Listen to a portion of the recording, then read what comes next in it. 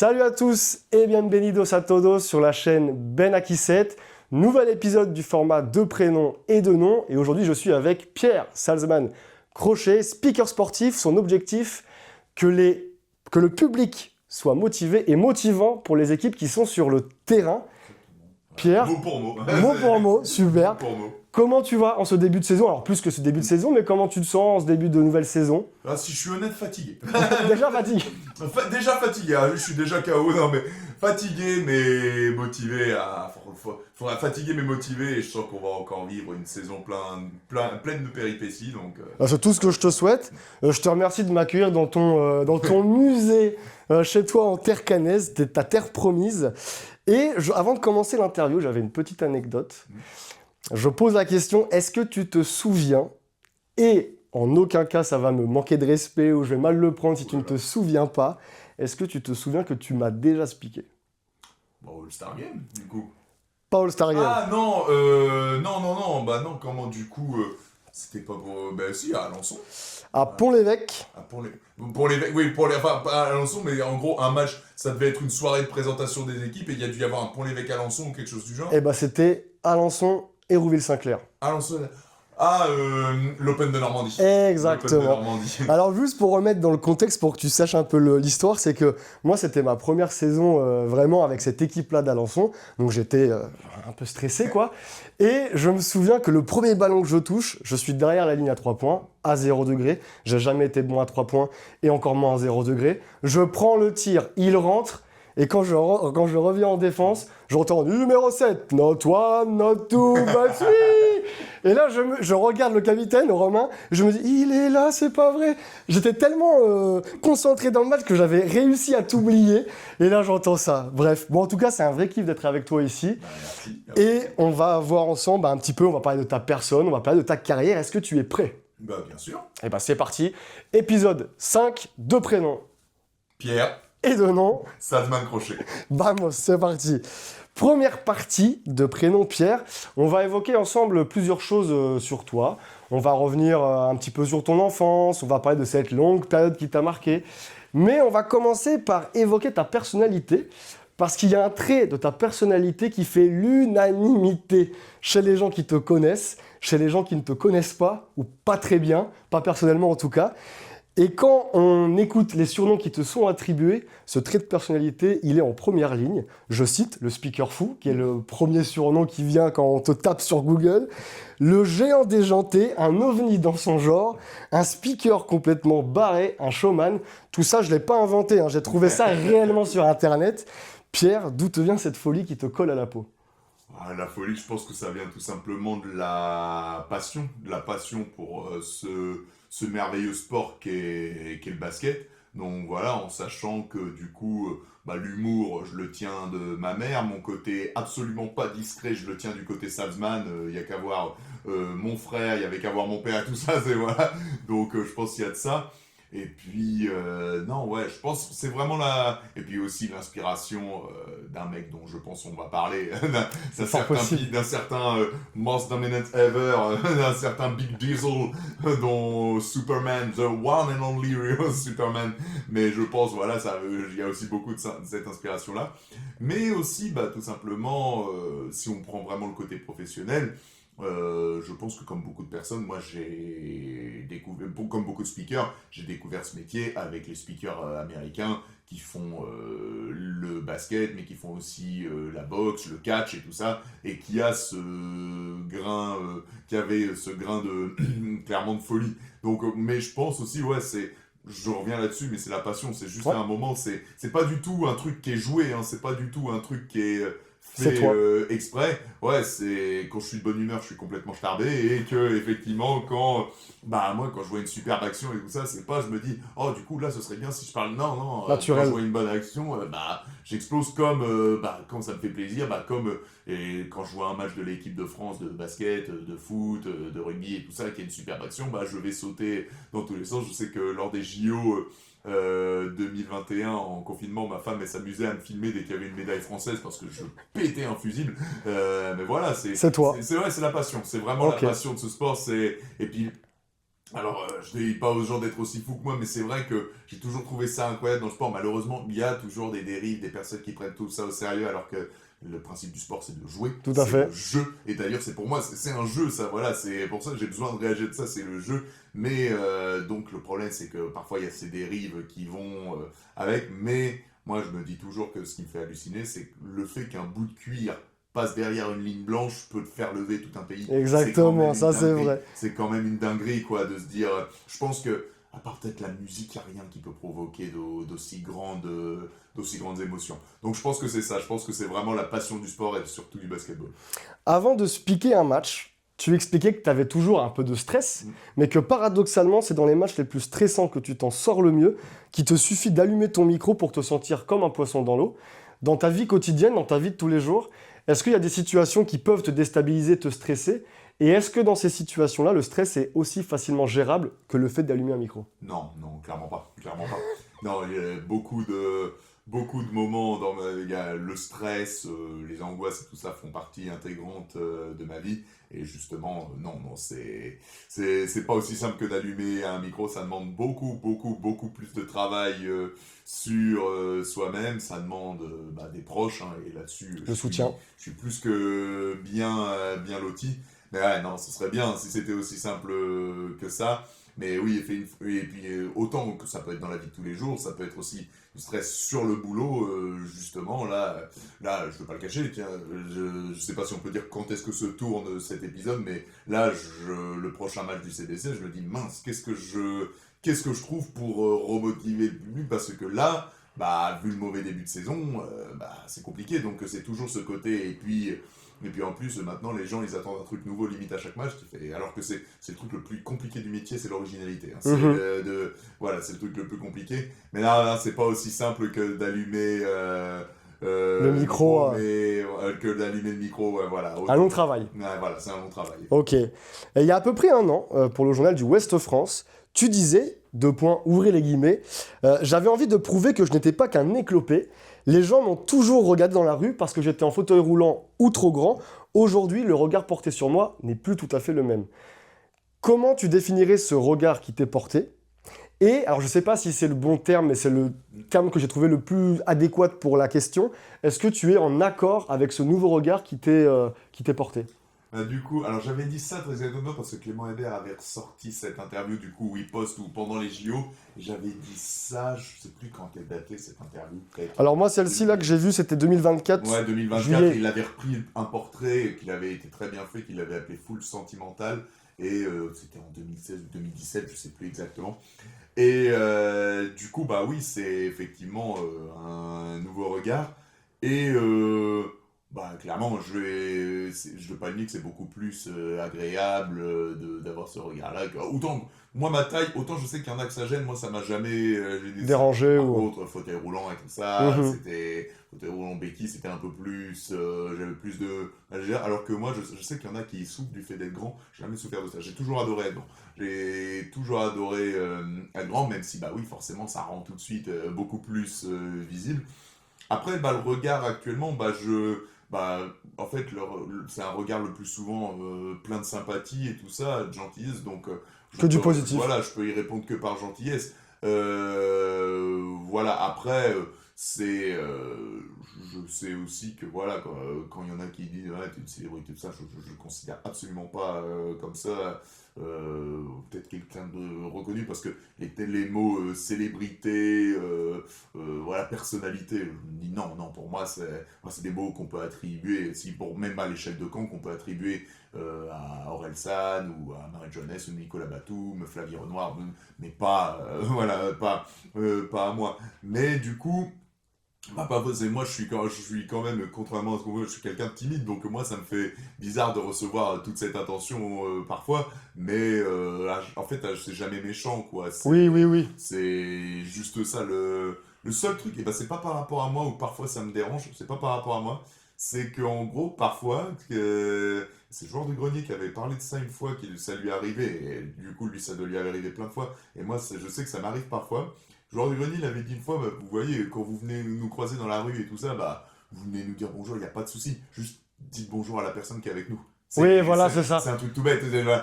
Et je sais que parfois, Ah, ma femme, c'est un ficus. Hein, Ouais, j'y comprends bien. Et je dis, j'ai envie de juste dire, bah, dites bonjour. En fait, Non, c'est sûr. J'en parlais lors de mon dernier épisode avec la joueuse de foot Louise Fleury-Landier qui expliquait que elle a son petit frère par exemple et que tous les regards ont été portés sur elle à plusieurs reprises et qu'on oubliait un peu le petit frère, qu'est-ce qu'il fait, etc. Donc je comprends tout à fait ce que non, tu veux dire. ça, ce serait peut-être le truc qui. Je sais que moi, alors, elle a de la chance parce que elle, ça l'atteint pas, ça la touche pas et tout ça, mais elle me l'a raconté. Mais Oui. je sais que moi, il y a parfois, elle arrive parce qu'elle est dans le basket, elle est OTN, Mhm. au niveau, statisticienne aussi, elle fait aussi de l'arbitrage, elle fait plein de trucs dans le basket. Et je sais que parfois, elle arrive dans des salles et que c'est à peine bonjour, c'est oh tiens, salut, bah il est où Pierre ce soir? Ah, directement. Voilà, c'est pas. Non, voilà. Et ça, autant elle fait comme ça, moi ça me. Voilà. Ouais, ça te Donc ce titille quand serait même. peut-être plus ça, mais c'est pas le regard lié à moi, mais c'est plus regard lié aux autres. Et bah en fait, c'est agréable parfois de se sortir un peu de ce regard. Je vais pas. Moi, je veux dire, une des plus belles journées de ma vie, bien sûr derrière mon mariage, mais une des plus belles journées de ma vie, c'était mon anniversaire de mes 30 ans. J'avais mes potes, ma famille. Et j'étais pas le speaker, j'étais Pierre. C'est ça, exactement. J'étais pas Big Sal, j'étais pas le speaker fou et tout ça, j'étais juste. Toi avec tes proches. Voilà, ouais. Et j'avoue que c'est. Plaisant. J'avoue que c'est agréable, en sachant encore une fois que je me considère pas comme personnalité. Et c'est là où je me dis que je veux pas que ça aille plus loin parce que quand je vois ça, mais je me dis ceux qui sont de vraies Oui. personnalités, de vraies célébrités, ça doit être un enfer. Oh, Carrément. ça doit être infernal parce que c'est tout. Et encore une fois, je dis pas qu'il y a de la méchanceté, mais en fait, juste de dire que t'es avec des personnes qui, en gros, tu serais pas le speaker fou, ils sont foutrés. Ouais, carrément. En sachant que je suis sûr que tes proches, du coup, tes amis ou ta famille, eux, ils te voient comme Pierre aussi. Ah oui, voilà, Donc, ce seraient les premiers le jour où je chope le melon et tout ça, à te dire. à me calmer direct, hein, voilà, il n'y a pas de problème, voilà, et c'est justement ça qui est le Mais plus agréable. on va en parler d'une personne qui peut te calmer, mais je vais attendre encore un petit peu.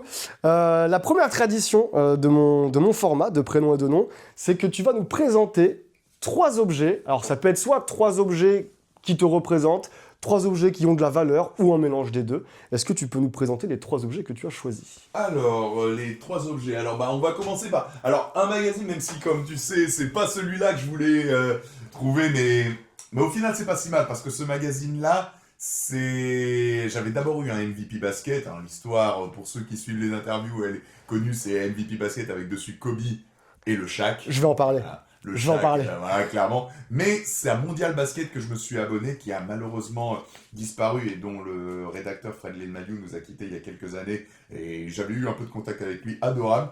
Mais Mondial Basket, pour moi, respect 5 majeurs, respect tout ça, mais c'était le plus grand. C'était le plus grand parce que je trouvais que c'était ceux qui, moi qui aime beaucoup le français, qui aime bien quand c'est bien écrit. Alors oui, il y avait beaucoup de textes, mais je trouvais que c'était bien écrit, que c'était impartial. Là où je trouvais que chez MVP Basket ou 5 majeurs, il y avait, c'est pas un mal, hein, parce qu'il y avait parfois des préférences. Par exemple, Rivers a des préférences, mais Rivers actuellement, il domine le truc. Rivers, c'est génial à lire ce truc-là. Mais Mondial Basket, j'aimais beaucoup, et c'est à ce magazine-là que ma mère m'a abonné. Et d'ailleurs, après le fameux MVP Basket, j'ai eu ne serait-ce qu'une semaine plus tard, l'autre où là il y avait Kobe et il y avait une interview du Shaq qui m'a fait encore plus tomber amoureux de ce joueur. Et en plus, dans ce mondial basket là, c'était pour le spécial 200. Et ils avaient dit dans les précédents, est-ce que vous voulez bien envoyer des trucs, des témoignages sur votre découverte de mondial basket? Et il y a 1, 2, 3, 4, 5, 6, 7, sur tous les témoignages qu'ils ont reçus, bah, ils ont gardé le mien, là, personne. On fera un petit zoom. Voilà, donc, pas si. Je suis là. Ah, mais, ça, mais quand j'ai vu ça, mais j'ai sauté fier, au plafond. t'étais fier. J'ai sauté au plafond, donc non, vraiment. Et puis, en plus, le truc parfait, il y a des trucs sur des grands joueurs et tout ça, voilà, Patrick Ewing, ça. Je suis vieux, je suis très très vieux, voilà. Bon. Voilà. Mais ouais, non, franchement, c'était vraiment le magazine que j'attendais dans ma boîte aux lettres et tout ça.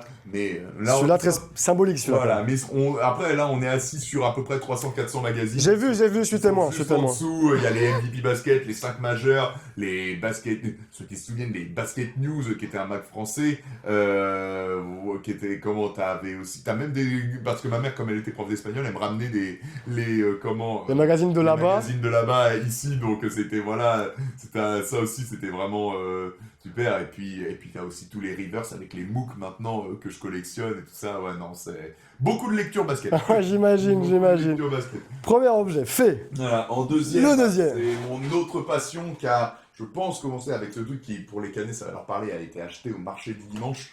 C'est voilà, la cartouche Super Mario Bros et Duck Hunt, le truc où on pouvait shooter les canards.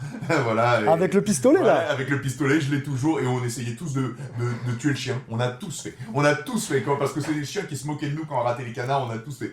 Mais ça, c'est mon autre passion. Ah, ça, les jeux vidéo. Je sais que par certains, malheureusement, ça a encore un peu mal vu, mais les jeux vidéo, moi, je considère que ça m'a, outre ma famille, ça m'a sauvé. Hein, parce que quand t'es immobilisé chez toi, à pas pouvoir bouger, à rien faire, ça, ces choses-là, ça sauve la vie. Alors, Un second souffle. voilà. Alors oui, effectivement, c'est comme tout truc qui est génial dans la vie. Faut pas trop en faire.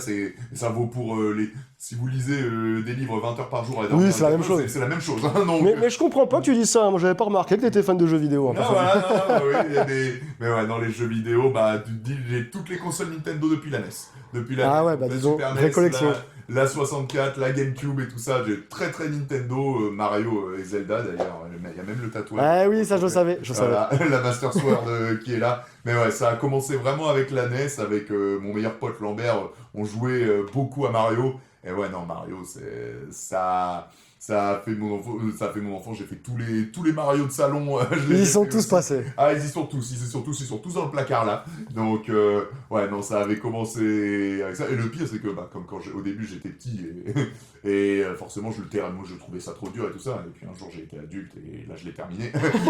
Tu t'es vengé de toutes les fois que t'as essayé avant. De toutes les fois, mais ouais, Bien. ça, clairement, le jeu vidéo. Ça fait, voilà, les deux passions. Parfait, basket, jeux vidéo. Et le troisième?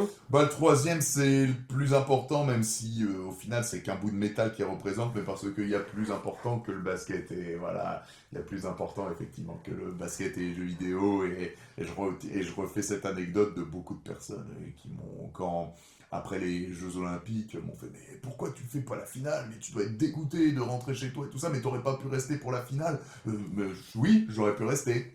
Mais voilà, il y a Shai Gilgeous-Alexander qui vient de faire une interview et tout ça, qui dit « Vous savez, le basket, c'est pas le plus important dans ma vie. Je veux voir mon fils grandir et tout ça. » Et je dis ça alors que je suis possiblement un des plus fous furieux de basket enfin voilà, je suis un dingue de basket au point de connaître les chiffres et tout ça, mais non, il y a plus important, donc il y a beaucoup plus important, il y a le basket, peut-être qu'un jour ça arrêtera de me procurer du ça restera. Je pense pas, mais ma femme, non, voilà, ma famille, mais comme ma mère, comme mes amis, mais non, ma femme. En plus, la bague, c'est quand même au-delà de ce que ça représente par le mariage, mais dans le basket, ça a une vraie aussi signification. Voilà, et les joueurs, des fois, font ça. Oui, voilà, c'est clairement The Ring. Exactement. Mais en plus, même si c'est lié au basket, parce que c'est justement avec ce sport merveilleux qu'on s'est rencontrés, quoi. En plus. Voilà, elle est passionnée de basket aussi, ce qui, clairement, ça aide beaucoup d'avoir la même passion. C'est vrai. Ouais, non, clairement, il y a, oui, le basket, c'est très bien, oui, les jeux vidéo, c'est très bien, mais ça, c'est le plus important. C'est le plus important. On va passer un petit peu avec ton enfance. Tu expliquais que pour ton métier de speaker, c'est essentiel de garder une âme d'enfant. Tu as pratiqué quand tu étais plus jeune le judo, la boxe, le volley. Le volleyball, c'est un sport où être de grande taille, ça peut être un atout majeur.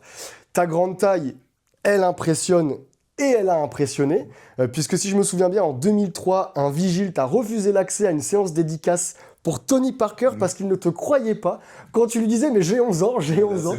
C'est ma mère qui disait, moi j'étais un peu en mode « mais c'est pas grave maman. » c'est ma mère qui est là, à fond, mais il a 11 ans et...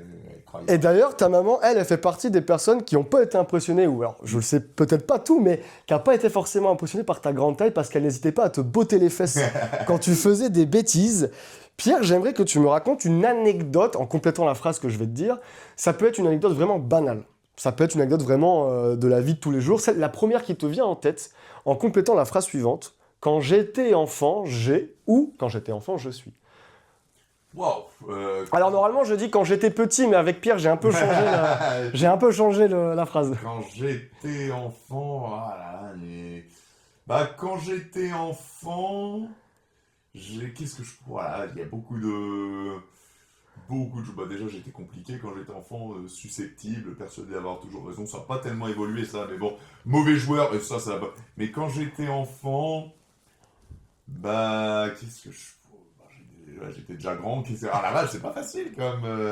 J'ai pas toujours été très sympa avec ma mère. Ah, bah Aussi. voilà. Voilà, quand j'étais enfant, j'ai pas toujours été très cool avec ma mère. Et puis, j'ai pas toujours été super cool avec les... Bah, c'était pas facile avec certains adultes parce que même petit, j'avais un regard sur plein de choses et tout ça. Et en gros, j'avais une curiosité, ce qui faisait que j'ai très rapidement pu discuter même avec des adultes. Oui, Mais il y avait certains adultes avec qui ça ça passait conflicte, bien. mais par contre, il y avait certains adultes qui étaient en mode, mais reste à ta place, quoi. Ah d'accord, ok. Voilà, reste à ta place. Alors, en même temps, je pense que, moi, trop petit, je me suis pas rendu compte que j'étais insolent parfois. Mais par contre, alors, c'est hyper dangereux dans un sens que je vais dire, parce que ça peut créer... Pour moi, oui, il faut pas être insolent et tout ça. Mais pour moi, c'est pas parce qu'un adulte est adulte que ça veut forcément dire qu'il a raison. En gros, Tout à fait. je suis adulte et toi, j'ai raison. Ça fonctionne pas tout le temps. Voilà, c'est... Alors, le problème, c'est que, oui, il y a quand même beaucoup plus de... Les adultes savent mieux que Bien les sûr. enfants, ils ont plus d'expérience et tout ça, mais le tais-toi, j'ai raison, parce Passe que... pas. Ouais, mais Pas toujours. c'est pas dans le sens insolence, c'est parce que, attention, si vous dites un adulte, de toute façon, vous avez tort, non, bah non, voilà, effectivement, c'est de l'insolence, donc voilà. Mais ouais, je sais que... moi, je suis allé parfois, plusieurs fois au clash parce que oui, je voulais me mettre au même niveau alors que clairement, j'aurais pas dû. Mais c'est vrai qu'il y avait des trucs, moi, quand on me disait, bah oui, mais un adulte a dit ça, je fais oui, mais c'est pas pour ça Qu'il a forcément raison. qu'il a forcément raison. Je me souviens qu'une fois, et j'étais en tort là-dessus, mais en gros, pour moi, une prof qui avait, pour moi, une chouchoute. Et moi, j'en parlais. Et je disais, c'est ça, chouchoute, ça, et ça, c'était clairement, ça, c'est nul. Ça, c'est nul d'avoir fait ça, c'est nul pour la vie, c'est nul pour la prof. Et la prof m'a pris entre quatre yeux, a raison, elle m'a regardé, a raison, mais elle m'a dit une phrase que j'ai retenue, elle m'a dit, et puis c'est pas ma chouchoute, je t'interdis de penser ça. Ok. Alors, que vous m'interdisiez de le dire totalement. Le penser. Bah, de le penser, voilà, mais du coup, voilà, et pour moi, c'est ça un peu cette équipe, donc ouais, c'était pas facile, voilà, des fois, autant ça se passait bien avec des adultes qui disaient, là, là, c'est bien, il y a de la curiosité, on peut discuter de ça, mais parfois, je pense que j'étais clairement insolent, donc Ouais, oui, ouais, je ouais. pense, et puis j'avais pas, quand t'es gamin, t'as pas les armes pour bien t'exprimer, Non, donc bien sûr. c'est pour ça aussi, donc, mais ouais, donc fallait que je trouve cet équilibre, et je sais que le jour où j'espère j'aurai des gosses et tout ça, ce sera compliqué aussi, parce que moi pareil, hein, attention, l'insolence, non, je cautionne absolument pas non plus. Mais ouais, je pense que j'aurais dû mieux m'exprimer de ça, mais ouais, insolent, persuadé d'avoir toujours raison, parlant fort en plus, ouais, voilà, je me suis toujours fait remarquer dans ce sens-là, on pourrait dire, parce que bon, outre le fait, bon, j'étais bavard, mais j'avais une voix forte. En plus, Et en plus, j'étais grand, donc autant dire que dans les rangs... tous les visus étaient en vert. autant dire que dans les rangs, quand ça discutait, bah, les profs, bah, forcément, celui qui disait « Pierre, tais-toi, mais y a pas que moi qui parle !» Pierre, mais y a pas que moi qui parle. Donc voilà, non, donc ouais, quand j'étais petit, voilà... j'avais déjà tendance à me faire remarquer. Bon, on a trouvé l'anecdote du coup avec cette fameuse prof qui t'a interdit de penser que c'était ça la m'a chouchoute. fait, ouais, je Tilté. sais pas, ça m'avait fait tilter. Ouais, je Ça comprends, m'avait je fait comprends. tilter, il y avait plusieurs fois des trucs qui m'ont fait tilter, dont je me souviens, même un truc tout bête, hein, c'est pas pour faire mon féminisme, mais je sais qu'une fois, on était une classe où il y avait genre peut-être 15 filles et 7 garçons, et qu'un jour, on a dit, en parlant de nous, ils ont dit, bah, elle est où cette classe? Et on m'a dit, ah, ils sont là-bas. Et je fais, Oh, c'est bizarre. Il y a plus de filles, on pourrait dire elles. Ouais. Mais je sais que. Et c'est pas du tout en mode. J'étais pas du tout. Je me sentais. Pardon, hein, quand j'ai à 8 ans, le féminisme, je savais pas ce que Oui, c'était. bien sûr, oui, Mais c'est juste clair. que je me disais, bah, en fait, il y a La plus de logique. filles, on devrait dire elles. Voilà, c'est. Donc, du coup, je me dis, bon, ça, je suis plutôt content d'avoir eu cet esprit-là quand C'est vrai, c'est vrai. Quand j'étais gamin. Je me dis, bon. On devrait y réfléchir, c'est vrai, c'est vrai. Aujourd'hui, tu mesures donc 2,08 m. Ouais, en forme, quand je suis droit. Quand je suis tu es droit. Voilà, quand je suis droit, sinon, Quand c'est taille à géométrie variable. Quand tu étais au collège, tu mesurais déjà 1,98 m. Ouais, je crois que c'est fin troisième, ou même dans la troisième, je faisais un 98. Donc tu étais quand même plus grand que la majorité de tes professeurs. Cette grande taille provient d'une malformation osseuse, de problèmes de croissance, puisque Ouais. de 2002 à 2013, de tes 10 ans à tes 21 ans, tu as subi un total de 13 opérations, interventions chirurgicales, pour un total de 33 cicatrices, si j'ai le bon chiffre. Oh bah ouais, ça a peut-être bougé du coup depuis que je me suis fait opérer là en juillet, donc on est à 14 opérations maintenant et voilà, alors on n'a pas peur, c'est juste ma femme qui vient de rentrer. Hein. Bonjour. On est en tournage, mais tout va bien. Tout va bien. Tu voulais la Switch peut-être? Non, j'ai de la vaisselle à faire. Oh non, Oh, c'est- non, mais ça va pas, non, Ça- non, eh oh, je fais aussi la vaisselle, non, mais ça En plus, ça vient juste après ce que tu viens de dire par rapport au fait que quand ouais, t'étais on fait petit, féministe et tout ça, on va prendre pour un hypocrite, mais... c'est le top, c'est parfait, c'est parfait. Non, mais non, c'est pas parfait et tout ça, non, mais sérieux. Bon, bah, tu fais l'interview, je vais faire la vaisselle. Très bien. Non, je passe beaucoup moins bien que toi à l'écran. Ouais, Merci. Non, mais oh. Donc maintenant, on va couper tout ça. Tu as vécu des périodes quand même assez compliquées, en fauteuil roulant, sous plâtre. Tu expliquais que ça a été compliqué à vivre, les blessures, tu parlais toi-même de mononucléose, même de dépression, que en gros, ça a été compliqué à vivre, mais il y a quand même ce côté optimiste où tu expliquais que les épreuves forgent le caractère, que tes blessures sont devenues tes amis, c'est elles qui t'ont forgé, tu en as fait une force, et finalement, ça t'a permis d'en arriver là où tu es aujourd'hui, que ça soit dans ta vie perso ou dans ta vie pro. Et moi, je me suis posé la question et je me suis dit, à ton avis, dans ta personnalité, dans ton caractère, qu'est-ce qui provient de cette longue période de ta vie? Bah, je pense, c'est vrai que j'ai pas pensé sur la première question, mais je pense la folie, quand même, hein, Ouais. parce que oui, forcément, à un moment, bah, quand t'as vécu des trucs durs, ah bah, t'as un regard, et encore une fois, sans... Parce que je veux pas non plus diminuer, j'ai vécu des trucs dont je me serais bien passé, voilà. Oui, oui, Clairement, bien sûr. je vais pas dire que c'était facile, mais je veux pas non plus dire que je suis le plus à plaindre, hein, clairement. J'avais un toit sur ma tête, j'avais une mère aimante, j'avais tous les jours 3 repas, voilà. Il y en a qui sont clairement dans le Loin monde de ça, tout à fait. plus à plaindre que moi. Je sais que j'ai vu des potes subir des trucs et tout ça. Alors moi, par exemple, grand bien me fasse, j'ai pas trop subi, j'en ai un petit peu, mais j'ai pas trop subi de racisme. J'ai vu des potes qui en ont beaucoup subi beaucoup plus que moi. Mais voilà, et c'est vrai que ces moments-là, ça a été dur. Mais ouais, ma folie, bah, du coup, ça fait forcément, t'as un recul. Et puis ouais, t'affrontes un peu mieux les problèmes, même si je sens quand même que j'ai une tendance je vais pas dire à la dépression, à la déprime. Dépression, c'est fort. Ok. J'ai une tendance à la déprime qui est assez forte, quoi, mais du coup, ouais, c'est vrai que ça m'a aidé. Il y a un moment où, alors c'est un peu charnière, mais il y a un moment où ça m'a pas aidé. En fait, j'avais eu tous mes problèmes de jambes et tout ça, donc toutes mes opérations, où effectivement je devais serrer les dents, faire en sorte de pas avoir mal et tout ça. Effectivement, c'est la bonne mentalité pour aborder ces problèmes-là, je pense. Enfin, voilà, faut attention, hein, s'il a mal, voilà, c'est pas une honte de dire qu'on a mal. Hein. Même si à une époque, voilà, je vais en revenir, mais j'ai pensé à tort ça. En fait, après, quand il y a eu la mononucléose et la dépression, je me suis dit, je vais l'attaquer comme les gens, c'est-à-dire, allez, je montre pas que je souffre, voilà, je suis plus fort et tout ça, je dois pas montrer que j'ai mal, c'est honteux de dire que j'ai mal. Pire, pour moi, pire mentalité possible pour aborder une dépression et ça a pas marché du tout. Ça a pas marché du tout. C'est la période la plus sombre de ma vie, c'est pas les opérations, Ouais. c'est la mononucléose et la dépression. Ok. De loin. Ok. De loin. Et du coup, effectivement, j'avais pas la bonne méthode pour appréhender ça. C'est-à-dire que, bah, le truc de, allez, on essaye de résister de ça, c'est bien quand t'as peut-être un problème physique. Et encore, faut aussi savoir écouter son corps. Mais là, ouais, ça a été pas la... Mais du coup, bah oui, c'est Orelsan qui disait, les mecs les plus fous sont souvent les mecs les plus tristes. On peut parler d'Orelsan, parce que je sais que les Alençonnais sont susceptibles quand on dit qu'Orelsan... Il l'a placé, il l'a placé. Je sais que vous êtes susceptibles, les Alençonnais, quand on dit qu'il est de camp. il est né à Alençon, mais même dans ses raps, il parle de Caen. Donc voilà, faut juste, c'est pas grave. Hein, et j'adore Alençon, mais voilà. Et il y en a certains d'Alençon qui diront oui, moi j'ai une photo avec lui au parc des promenades. Oui, très bien, super. mais du coup, non, bah c'est vrai que.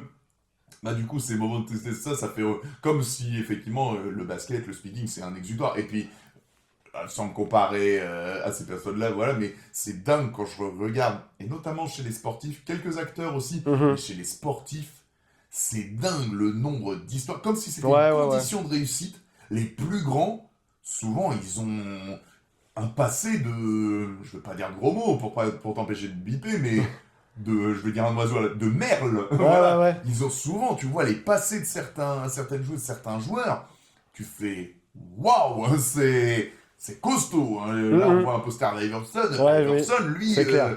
waouh, c'est... Et je me dis, comme si c'était pour certains une condition Pour parvenir, voilà, qu'il y en a beaucoup, effectivement, qui sont allés très très haut. Ah bah c'était alors pas tout le temps hein, voilà mais souvent c'est mais qui sont partis. et puis dans le basket n'en parlons pas parce que le basket c'est littéralement le cliché souvent le cliché où on dit souvent que quand t'es afro-américain t'as trois moyens de t'en sortir le basket le rap ou vendre de la drogue hein.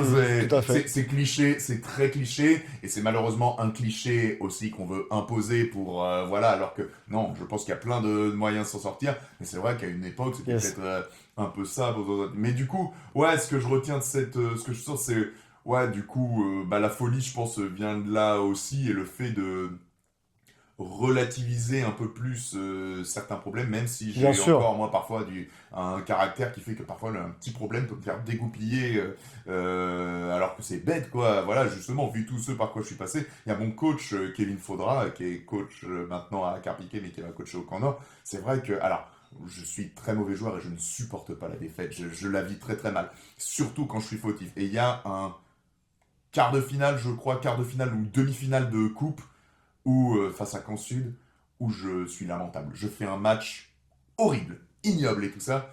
Et du coup, bah moi déjà j'ai l'impression de lâcher mes coéquipiers et tout ça. Et du coup, moi je termine Tu ce match, je rumines suis et en tu. pleurs, je suis Ouais, en ouais, pleurs. ouais. Et mon coach qui me fait, mais attends, mais tu te rends compte de par où t'es passé et tout ça. Maintenant, t'as ta femme et tout ça. Tu te rends compte que maintenant, t'es speaker reconnu. Tu vois partout où t'es passé et tu joues au basket. Donc, Mais ça voilà, revient t'as à ce que pas. tu disais que pas un rien, mais Ouais, rien, mais une petite c'est. situation Voilà, peut. peut me faire vriller. Et puis le fait de la défaite, c'est, je pense. Ça, voilà, je suis incroyable et je ne supporte pas, je ne sais pas gérer la défaite. Mhm. C'est pour ça que je suis très mauvais joueur et tout ça. Mais j'ai beaucoup de mal à la gérer, surtout quand, bah, comme c'est un sport d'équipe et que j'ai pas été bon, j'ai l'impression de l'avoir lâché l'équipe. Mais ouais, ouais, ce que je retirerais de ces années-là, c'est effectivement le fait, voilà, je pense que la folie vient de là. Et puis, bah, mine de rien, la dépression, ça m'a appris que, bah, justement, alors c'était pas en mode masculinisme, mais ce côté, allez, j'ai pas mal, Ouais, ouais, ça ouais. peut être bien, attention, ça peut être bien parfois de serrer les dents et tout ça, Mais mais là, c'est non. bien aussi de Mhm. dire quand tu vas vraiment pas bien, bah, d'en parler, Oui, sans oui, se oui. plaindre tout le temps. Voilà, quand les problèmes, voilà, moi, quand j'ai été, voilà, quand il y a eu mononucléose dépression, je venais de perdre mon petit cousin à 15 ans. J'avais encore des problèmes de jambes, j'étais complètement déscolarisé. Le précédent lycée où j'étais, il y en a beaucoup qui pensaient que je faisais, enfin, que j'étais juste une feignasse qui venait Oui. pas en cours, et je parle pas des élèves, hein, ni même des profs, mais un peu plus haut. Donc voilà, donc c'est vraiment, et le sommeil, c'est-à-dire que tous les jours, toutes les nuits, enfin, je m'endormais du 4-5 heures du matin et je me réveillais à 14h, 15h, quoi. Mhm. C'est-à-dire que Totalement décalé. voilà, et donc ouais, et là, et quand tu vis ça, et tu te dis, ouais, non, tout va bien, j'ai pas mal. Non, c'est pas la bonne Mhm. solution, Ouais, Fabien. ouais. Non, non, j'ai un problème. Donc c'est peut-être ça m'a appris ces moments-là de me dire, Ah, ok, si je vais pas bien, je le dis et j'essaye admettre. de le régler avec des professionnels, Bien sûr. pas en me disant, ouais, je Ouais. suis plus fort et tout ça. Même si, encore une fois, hein, attention, un caractère déterminé et tout ça, ça peut aider, mais ça peut aider dans certaines situations. Effectivement, avant un match hyper important, tout ça, c'est bien de se dire, allez, voilà, faut rentrer sur le terrain en se disant, je suis le plus fort. Hein, C'est la mentalité, oui, bien sûr. ouais, c'est pas de l'avantage, ça, on a parfois un peu de mal en France, mais c'est pas mal d'avoir de l'ego, mais du bon ego, Oui, oui, oui. c'est-à-dire Qui te voilà, motive, qui te pousse. l'ego, c'est se dire je suis le meilleur, La vantardise, c'est se dire je suis meilleur que tout le monde. Mhm, Voilà, tout à fait. c'est ça un petit peu la nuance. Et je prends souvent cet exemple, le jour où j'ai un gros problème de cœur et tout ça, et que je dois me faire opérer, pardon, mais entre le chirurgien qui fait « mais je suis le meilleur, tout va bien se passer, vous allez voir, je suis Oui. trop fort », et l'autre qui fait « ah mais vous savez, mais une erreur est tout autre possible, faut rester modeste, c'est ça, pardon, mais je prends le premier. Hein. Ah bah, Je- bien sûr, avec plus en confiance. je prends le premier. Et du coup, voilà, ça m'a appris à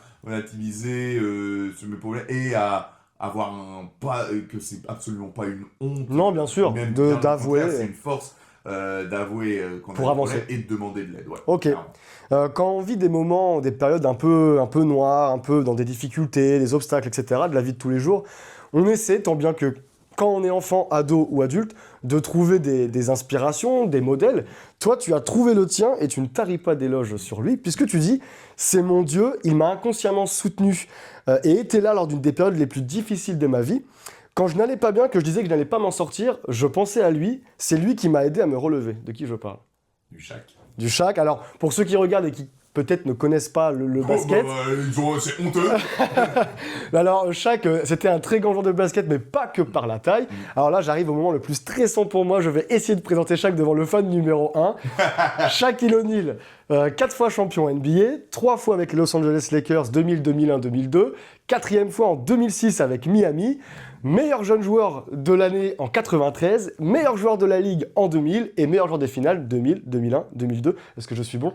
C'est tout bon. Allez, le reste c'est cadeau, c'est bon. Ouais, C'est- on c'est- peut ajouter d'autres trucs. Hein. Ah oui, on peut Le ajouter. championnat du monde 94, voilà. Meilleur score aussi en 2000. Seul joueur avec Michael Jordan et Willis Reed à avoir fait MVP de la saison, MVP des finales et MVP du All-Star Game. Voilà, dans l'histoire de la NBA. Ah, oui, voilà. Non, On peut y aller. je peux trouver plein de trucs. Mais je suis quand même content, je me dis, tiens, je vais présenter Ah non, non, Shaq par contre, devant le nickel, fan. Yes, c'est bon. Alors, du coup, l'été 2002, donc on est vraiment au début de toute cette période longue que tu as évoquée. Ta marraine t'offre un magazine. Sur ce magazine, dans la une de couverture, apparaissent Kobe Bryant, paix à son âme, et Shaquille O'Neal. Et tu expliques, et tu l'as expliqué à maintes et maintes reprises, que ça a été un coup de foudre. Et moi, à chaque interview, à chaque reportage, je suis resté avec la même question à la fin. Et je me suis dit, comment c'est possible qu'un athlète sur la une d'un magazine puisse avoir autant d'impact sur un jeune, d'autant plus dans la situation dans laquelle tu te trouvais? Est-ce que tu peux m'expliquer avec tes mots vraiment intérieurement peut-être ce qui s'est passé? Tu vois ce magazine et comment c'est possible? Alors, je crois qu'à un moment donné, tu dis le sourire un peu Freedom White. Qu'est-ce qui t'a marqué de ça? Je pense que c'est un tout. Alors déjà, je pense que fan de comics que je suis et fan de super-héros que je suis, déjà, il y avait le petit tatouage Superman sur le bras qui m'a peut-être intrigué. Et je pense aussi que, en fait, il y a des joueurs qui dégagent quelque chose. Et en gros, moi je me souviens d'une fois où j'ai eu la chance de discuter avec Nicolas Batum, mais moi qui étais intrigué, je fais, du coup, parce qu'on le voit sur les images et tout ça, on voit déjà que c'est énorme, mais je fais, mais toi qui l'as vu en vrai, c'est comment? Et il me dit, c'est pas humain. En fait, il rentre dans une salle, tu ne vois plus que lui. C'est ça. Alors qu'il y a des joueurs plus grands que lui, hein, voilà, Yao Ming était plus grand que lui.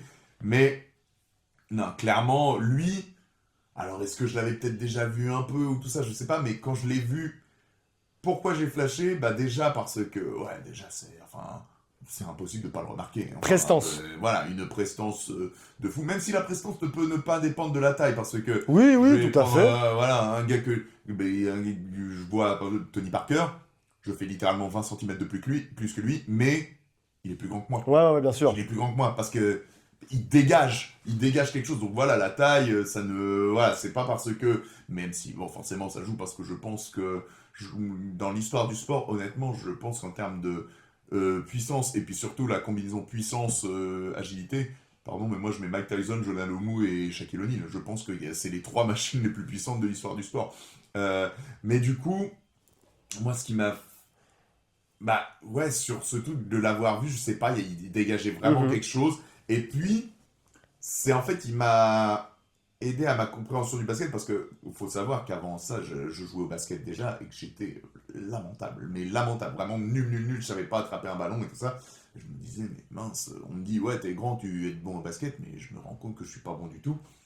Et j'ai vu ce qu'il faisait, je regardais les stats et tout ça, je regardais les rebonds, je fais, ah, ça me parle ça et tout ça, je fais prendre les ballons après les tirs ratés, je fais, Ah, ça, je le faisais un peu. Ça, je le faisais un peu. Voilà, les contres. Ah, ça, je le faisais un peu. Alors que bon, Shaq, c'était quand même un gros scoreur et tout ça. Mais du coup, il m'a fait relativiser. Et puis, je sais pas, il y avait effectivement, tu voyais dans son être une bonhomie, quoi. Ok, je vois. Vraiment, une vraie bonhomie. Tu voyais qu'il dégageait quelque chose, une vraie bonhomie. Et c'est après que j'ai eu mon magazine avec Mondial Basket où il y a une interview du Shaq. Mais ce mec, il est génial, enfin. Donc c'est là, cette interview-là, Voilà, que c'est ça... vraiment en mode posé et tout ça. Le mec, il est en NBA et tout ça. Et la vache, il est en mode posé et tout ça. Et c'est vraiment sur cette interview Mhm. que j'ai flashé sur ce joueur et que j'ai pu commencer à voir les vidéos. Et où je me suis dit, qu'est-ce que c'est que ce monstre Qui matraque tout le monde. voilà, qui matraque tout le monde, mais qui est quand même rapide. Mais donc, voilà. Et puis, mais effectivement, une force, moi je me disais, ouais, vous voyez au basket, ceux qui étaient trop forts, c'est ceux qui couraient hyper vite et tout ça. Je fais, bah, on dit qu'il faut être grand, bah, faut surtout être rapide. Mais moi je me dis, ah non, ouais, être fort, ça aide, quoi. Mhm. Donc, et ça m'a aidé à la compréhension du basket. C'est là, je me suis dit, ok, pivot, c'est ça. Moi, on me disait, putain, je vais jouer pivot. Je savais pas. Et je regardais, c'est effectivement un époque basique du pivot Oui. parce que attention, hein, c'est où lui, bah, à un moment, il avait pas des moves à faire parce qu'il arrivait à approcher du panier. Je pense que pour devenir un vrai beau pivot, faut regarder au-delà de joueur. Je le dis pas. Mais chaque, ouais, c'était. Et puis pour moi, c'est alors, je sais que je suis pas forcément objectif. Moi, il y a trois joueurs vraiment qui. Je dis pas que c'est mes joueurs préférés, mais c'est les trois joueurs ou pour moi qui ont juste qui ont réussi à créer cette sensation de et je trouve que même des LeBron, même des Kobe, même des Magic et tout ça, ou même des Bird ou alors peut-être périodiquement mais n'ont pas réussi à faire ça tout le temps. Tu sais quand il y a des joueurs qui font des super actions, on bondit de notre siège, on est incroyable, on crie, on fait oh, c'est énorme. Mais pour moi il y a le stade au-dessus. Ouais, ouais. C'est le moment où tu regardes où tu fais juste C'est pas normal. tu fais tu soupires, ou tu vois même que ce soit les fans, les joueurs adverses, les coachs Tout le monde. adverses, faire. De toute façon, il n'y a rien à faire. Et ces trois joueurs pour moi, c'est Michael, Curry et Shaq. Mhm. C'est les trois joueurs qui m'ont donné vraiment cette impression où tu voyais les adversaires qui étaient juste en mode. Ah ouais, dépité, pas de Alors, solution. voilà, t'en as qui disaient, allez, Kobe, j'essaye quand même de. Et attention, même si par contre, voilà, il y en a qui ont pris des faits comme ça, tu peux à un moment avoir, à une fin de match, tu vois que le joueur est trop fort et enchaîné, tu fais, bon, c'est terminé. Mhm. Mais Curry, Shaq et Jordan, j'avais l'impression que tu avais ce truc dès le début. Je pense que ce sont les trois joueurs les plus craints de Mhm. faire la NBA, mais dans trois styles incroyablement Ouais, ouais, ouais, différents. tout à fait, tout à Jordan, fait. parce qu'il voulait littéralement te bouffer le cœur. Curry, parce que tu te dis, je ne dois pas le lâcher d'une seconde, parce que si je le lâche une demi-seconde, il va dégainer. Et même si tu le lâches pas, il peut dégainer. Voilà, et il peut dégainer. Donc c'est- Et Shaq, parce que tu te dis, mais même si je fais tout, même si j'y vais à 2 ou à 3, je me souviens de cette image pendant les finales 2002 où il y a littéralement une prise à 5 et il dunk. Mhm. Je fais, mais c'est quoi ça? C'est pas normal. Et puis le combo agilité-puissance, parce que quand il y en a qui disent que c'était juste un bourrin, pardon, je suis désolé de dire ça, ceux qui disent ça, vous n'avez rien compris au basket.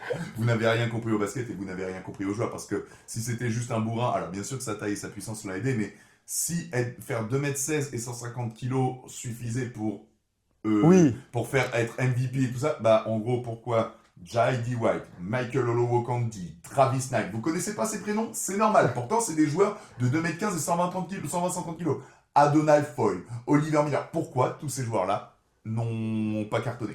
Parce que, et voilà, donc ouais, ouais, il y avait quand même beaucoup plus chez Shaq, c'est clair qu'il y avait, Voilà. comme tu l'as dit, ce côté... il y avait de la technique, il y avait un Oui, moment, il y avait de la rapidité... et s'il y avait de la technique, il y avait cette agilité, il y avait encore, il y avait cette technique, cette agilité. Forcément que c'est moins beau qu'au Olajuwon et tout ça, mais il y avait, quand on dit ouais, il y avait pas de technique, il y avait pas de talent. Non, non, impossible de dire Quand ça. il y en a qui disent il y a pas de talent, je fais non, à un moment faut. Bah, s'il suffit juste d'être grand et tout ça, encore une fois, si je vais juste d'être grand et lourd, pourquoi tous les mecs de C'est clair, 2016 et c'est clair. 150 kilos n'ont pas été tous des all-stars Tout à en fait. puissance?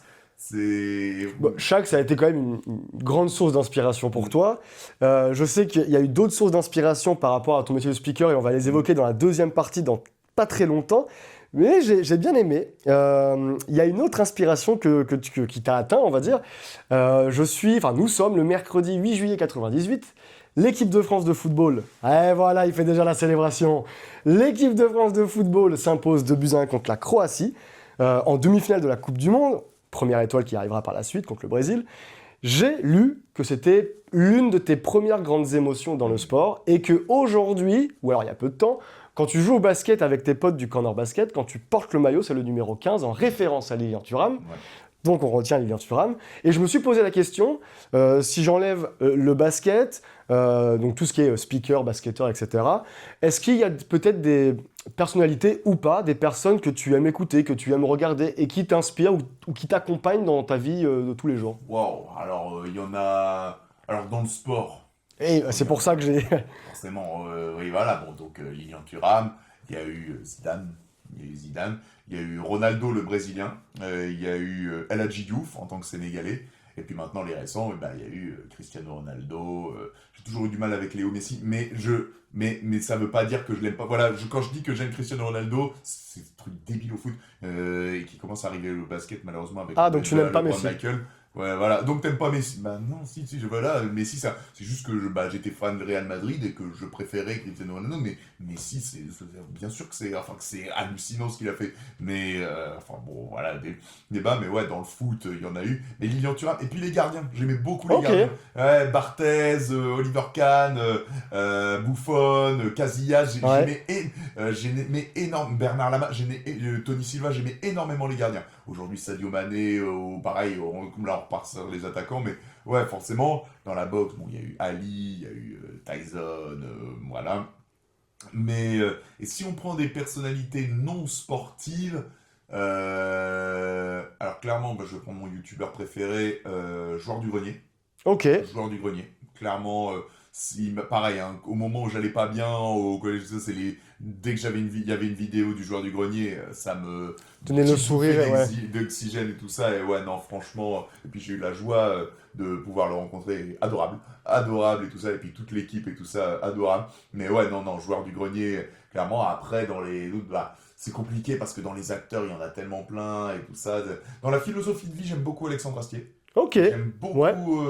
ce que dit Alexandre Astier. Voilà. Alors ça c'est plus une saison, mais j'ai beaucoup par exemple la saison 2 de Bref. Enfin, je trouve que Keanu Reeves, Ah c'est oui. c'est du génie. C'est trouve clair, que je suis du pur d'accord. génie. Je trouve que c'est du pur génie. Après, bon, j'ai grandi avec les films de Will Smith, hein, des films je pense qu'à la recherche du bonheur, voilà, il y a plein de trucs inspiré. Fatou Diomé aussi que je trouve incroyable. Il y a tellement de personnes Qui ont eu à un moment donné... voilà, Mère Teresa, Luther King, enfin voilà, dans un sens Gandhi, même si on découvre des trucs pas très joyeux sur lui, donc du coup ça fait un peu mal et tout ça, mais après faut aussi remettre en question ces idées. Par exemple, j'adore le Shaq, l'acharnement sur Gobert c'est débile. Oui, voilà, c'est ça, débile. exactement, Voilà, exactement. J'adore le Shaq, mais l'acharnement sur Gobert c'est débile, voilà. Mais non, ouais, il y a tellement de personnes dans les personnalités.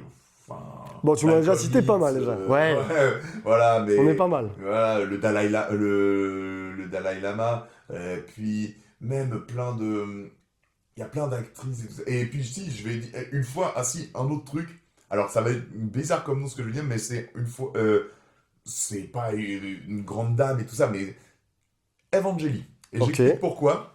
Parce qu'un jour, j'ai vu une interview et que moi, j'avais Evangélie, je savais que ce qu'on m'avait dit, que c'était l'idiote du PAF, du paysage audiovisuel français. Et le lendemain, pas une interview, je fais, bah, elle a peut-être pas de culture générale, mais elle est pas idiote. Uh-huh. Non, sur la vie et tout ça, c'est très intelligent ce qu'elle dit et tout ça. Alors que par contre, j'ai vu sur le PAF des personnes avec beaucoup de culture générale, cons comme des balais. On va pas rentrer dans les débats politiques parce qu'il y en a, voilà, mais des personnes qui ont lu je sais pas combien de livres, mais qui sont débiles. Débiles. Parce que avoir de la culture, si c'est pour en faire ça, vous êtes débiles. Alors qu'il y a des personnes là, qui n'ont pas forcément de culture. Tiens, prenons sur les trucs rendez-vous Terre Inconnue et tout ça. Les personnes, ils ont pas lu Les Misérables, ils ont Tout à pas fait. lu du Cervantes, du Goethe, Est-ce qu'ils sont. Mais tu les vois, ils ont un reflet, une intelligence sur la vie qui est incroyable. Donc, la culture générale, c'est hyper important parce que ça peut aider vraiment à aller loin. Mais c'est pas un gage d'intelligence. Ça ne garantit pas la Voilà. réflexion. Ouais, la culture générale et le QI, c'est pas un gage pour moi, l'intelligence la plus importante, c'est l'intelligence humaine. Mhm. Moi, si à un moment, t'es juste cultivé, mais qu'il n'y a pas d'humain derrière, C'est ça. ou que tu t'en sers, le pire, pour montrer que t'es supérieur, ce qui est le pire, Oui, hein, oui, vraiment, oui. bah non, c'est pas... Donc ouais, non, donc c'est pour... Bon, Evangeline m'a remarqué dans un sens parce que je me disais, waouh, c'est... Bon. T'as des hommes comme ça, t'entends... je vais me prendre, tiens, il y en a qui disent, ouais, mais vu ce qu'elle a fait, on devrait même pas l'écouter, c'est une PUTE, voilà, Clara Morgan. Et tu l'écoutes, et là, mais c'est une tête, enfin, c'est une tête, c'est hyper intelligent, c'est la réflexion, maintenant, elle est limite sexologue et tout ça, elle donne des conseils, tout ça, Oui, oui, oui. voilà, faut pas. Et non, je trouve que vraiment... je trouve vraiment que, alors encore une fois, pas pour faire mon féminisme, mais quand je veux, faut écouter les femmes, hein. Faut écouter les femmes parce que si c'est pour faire mon féminisme, mais bizarrement, Tu peux me montrer encore. ouais voilà, non mais c'est surtout quand on regarde ce qui se passe mal Ouais, dans c'est le monde, vrai. à l'origine, c'est souvent, il y a un dénominateur commun. Voilà, c'est ça, exactement. Voilà, voilà, alors vous allez prendre ça pour de la misandrie, peut-être, je sais que quand j'ai osé parler du salaire, de faire un commentaire sur le salaire, une publication sur le salaire des femmes en WNBA en disant, bah oui, faudrait que je me suis fait Lyncher. détruire, lyncher. Ah mais vraiment lyncher. Bon bah c'est pas de la misandrie parce que non, misandrie c'est pas non, c'est du féminin, mais bah voilà, c'est vrai que c'est plus voilà, on va dire que souvent voilà les agressions tout ça. Ouais, tout à fait, c'est donc, vrai. ouais, non, je trouve que c'est très important de se remettre en question et tout ça, et que ouais, la Fatou Diomé, ouais, je réinsiste sur elle, mais elle m'a, pareil, plein de trucs intelligents sortent de sa bouche, mais ouais, il y a plein d'auteurs, Ouais, il y en a beaucoup. plein de, voilà, Jules Verne, j'adore, Molière, j'adore, qu'est-ce que... J.K. Rowling, j'aimais bien. Voilà, mais ouais, non, il y a plein de... Shigeru Miyamoto, créateur de Mario, Donkey Kong, Zelda, tout ça. Il y a beaucoup trop de... Yes, beaucoup trop de il y en a noms. beaucoup. Il y en a beaucoup, mais tu en as cité déjà pas mal. On va passer à la seconde partie de nom Salzman Crochet. On va évoquer ensemble, on va retracer gentiment un petit peu ta carrière. On va aussi évoquer la vision que tu as toi-même de ton propre métier. Et je vais commencer par les débuts. Et quand j'entends les débuts, je vais parler un peu des sources d'inspiration que tu as eues pour ce métier-là. Et je vais revenir sur les premiers moments. Alors concernant les sources, moi j'ai noté 3 éléments. Tu me dis juste si on est bon ou pas. Premier élément, le jeu vidéo NBA Live 2001 sur PC. Oui. Parce que tu adorais écouter les présentations des équipes, notamment celles des Chicago Bulls et des Lakers. Le deuxième élément, et tu en as déjà parlé tout à l'heure, c'est le fameux et très célèbre Michael Buffer, le speaker de boxe, très connu pour son fameux, et là je te laisse la parole. Let's get ready to rumble. Je me suis dit chez moi, s'il le fait pas, j'ai l'air d'un... Voilà, mais c'est bon, il l'a fait. Et le troisième élément, bah, tout simplement, tu expliques que le Pierre Salzman Crochet comme speaker, il a appris des meilleurs. Et tu cites Jamil Rouissi, qu'on a vu au Quai 54, qu'on a vu à Nanterre, à Levallois, Roy Malmaison. Tu parles aussi de Alain Dessène, qui t'a mis le pied à l'étrier au Roi Métropole. Tu cites également Vincent Royer, qu'on a pu avoir au MSB, équipe de France. On l'a vu au JO avec le 3-3. 3-3, ouais. Et au Paris Saint-Germain Oui. aujourd'hui, tout à fait. Moi, j'aimerais, maintenant, alors, est-ce que sur les sources d'inspiration, on est bon? On est bon, oui. C'est bon. Je voulais revenir avec toi sur le premier moment où tu as expliqué, parce que tu en as déjà parlé, et tu expliques que c'est lors d'un tournoi à Tours, où pour blaguer, tu présentes tes amis. Et moi, à chaque fois, je suis une personne où j'aime bien avoir les détails, et je me suis dit, sur ce tournoi-là, est-ce que tu peux m'en dire un peu plus sur, déjà tes amis, est-ce que ce sont tes amis du corner basket, ou je sais pas, de l'école ou ailleurs? Le niveau du tournoi, est-ce qu'on est sur un tournoi où vraiment ça joue au niveau, ça joue la gagne, ou, je vais aller dans le cliché, on est plus sur un tournoi du style barquette de frites, saucisse merguez entre chaque match, ou un mélange des deux, je sais pas. Ouais. Ça, c'est top. Et le troisième élément qui m'intéresse le plus, comment tu te retrouves à faire cette blague-là? Est-ce que c'est une initiative personnelle où c'est toi qui décides de le faire, ou ce sont des amis qui se disent « Tiens, on va donner le micro à Pierre et c'est lui qui va nous faire la présentation ». Alors, déjà, alors sur le niveau du tournoi, c'était un bon tournoi, un bon niveau régional. Je crois que toutes les équipes du corner arrivent en finale, Ok. si je dis pas de bêtises. Alors, je sais pas, parce qu'on y allait 2 années de suite, et il y a une année, c'est la deuxième année, je sais pas si c'est cette année-là où j'anime, mais où je suis blessé, mais je viens quand même, mais par contre, où, je peux pas dire, mais en soirée, on s'est terminé tout. Voilà, On a terminé les bouteilles d'eau, les bouteilles d'eau. Voilà, les bouteilles d'eau, ouais, la vache. Voilà, je sais pas comment on a pu jouer le lendemain. Voilà, mais on s'est terminé. L'année d'avant, on s'est moins terminé. Bon, on s'était bien amusé quand même, mais on s'est moins terminé. Mais non, il y avait. Et puis l'ambiance barquette frites, mais aussi Ça joue. du niveau et tout ça. Non, c'était vraiment un beau tournoi. Je sais pas s'il existe encore, mais vraiment sympa. Et je sais pas comment c'est venu. Je sais pas comment c'est venu le fait de. Est-ce que c'est une idée qui m'a popé comme ça? Est-ce que genre j'étais blessé? Je me suis dit, tiens, je vais présenter les potes. Et au début, je crois que le président me dit non. Et au final, après, il me laisse le micro. Donc je sais pas ce qui s'est passé. Ok. Et au début, le président me dit oui, non, quand même. Sauf que du coup, je sais plus si c'est la première année ou la deuxième année. Si ça se trouve, même la première année, je l'ai pris qu'une fois. Et que la deuxième année, Ah, ok. on me l'a refilé en mode, ouais, bah vas-y, continue. Mais du coup, ouais, j'avais fait ça. Et ouais, je crois que j'avais noté les noms et tout ça, mais ça avait... Ah, t'avais fait ça bien quand même. Je crois, oui, voilà, ou en tout cas on m'avait donné la liste, mais ouais, j'avais Et, voulu présenter mon équipe. et une fois que ta blague elle est terminée, est-ce que tu te souviens dans quel état d'esprit tu es? Ça veut dire, est-ce que pour toi c'est une première révélation ou est-ce que bah, j'ai fait ma blague, j'ai fait mon truc, c'est bon, c'est fini? Ah, j'en sais rien du tout. C'est vrai? Ah, je sais plus. Ah, je suis content, je pose des questions. Ah, je sais plus du tout. Bon, je pense que moi je dois être effectivement fier de ma connerie. Mais voilà, mais peut-être pas plus finalement. Voilà, ouais, fier de ma connerie et tout ça, mais alors si en gros j'ai fait ça et la lumière apparaît et tout ça, mais oui, c'est C'est voilà ça. à quoi je suis destiné. Non, non, non, non. Ok, non, donc juste pas- une blague que pas t'as du tout, réalisée. juste une blague. Et, Ok. Voilà, peut-être des personnes qui ouais, c'est tout Bon, sympa. Ouais. et par la suite, les choses se sont quand même bien enchaînées parce que tu es repéré par les organisateurs du tournoi du quartier Ouest, Ouais. tournoi qui est bien célèbre dans notre région Ouais, bah, ouais. normande, qui a fêté les 15 ans en juin dernier.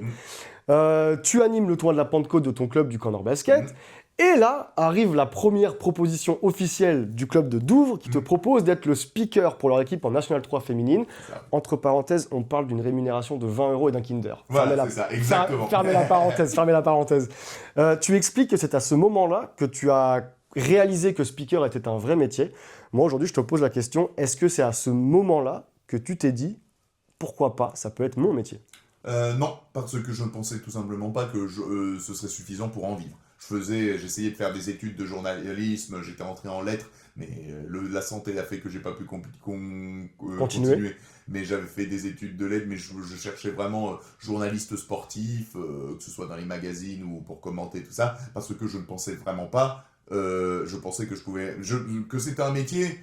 Ça, je pense que je le savais avant, parce que, enfin, je me disais clairement, si on m'avait posé la question, je pensais pas que les mecs qui faisaient l'équipe de France, Oui, ou là, le faisaient gratos, hein, donc, non. Mais par contre, que j'aurais suffisamment pour en vivre, bah, moi, c'est Ok. comme que j'étais au TM, je me dis, bah non, ça peut être quelque chose que je fais à côté, et voilà. Par contre, que je pouvais faire ça plusieurs fois et tout ça, essayer de m'investir là-dedans, oui, mais au point de, donc en 2013, au point de me Oui, c'est dire, ça. bah, un jour, je vais faire ça, à Mondeville, puis au CBC, puis en Euroleague, Mhm. puis pour les JO, puis non, non, jamais je Ouais, me dis ouais, ça. Et même jamais je me dis ça peut être un truc que je fais, mais est-ce que le truc que je fais au point d'en avoir une société et de faire que ça à 100% et d'en vivre Oui, c'était rien. Ouais. et d'en vivre correctement, non, non, clairement, je me suis pas dit ça pile au moment en 2013. Hein. Et très vite, tu as eu une ascension quand même, moi, qui m'a quand même bien surpris parce que je me suis Pareil, dit... moi aussi. Ouais, j'allais te demander le mot parce que je me suis dit, attends, il a présenté ses potes lors d'un tournoi à Tours et quelques mois après, tu es amené à remplacer Alain Dessène à Rouen.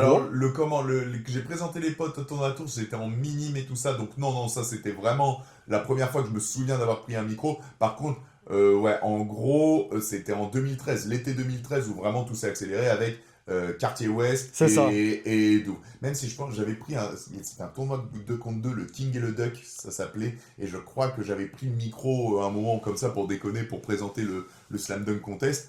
Mais ouais, j'ai vraiment...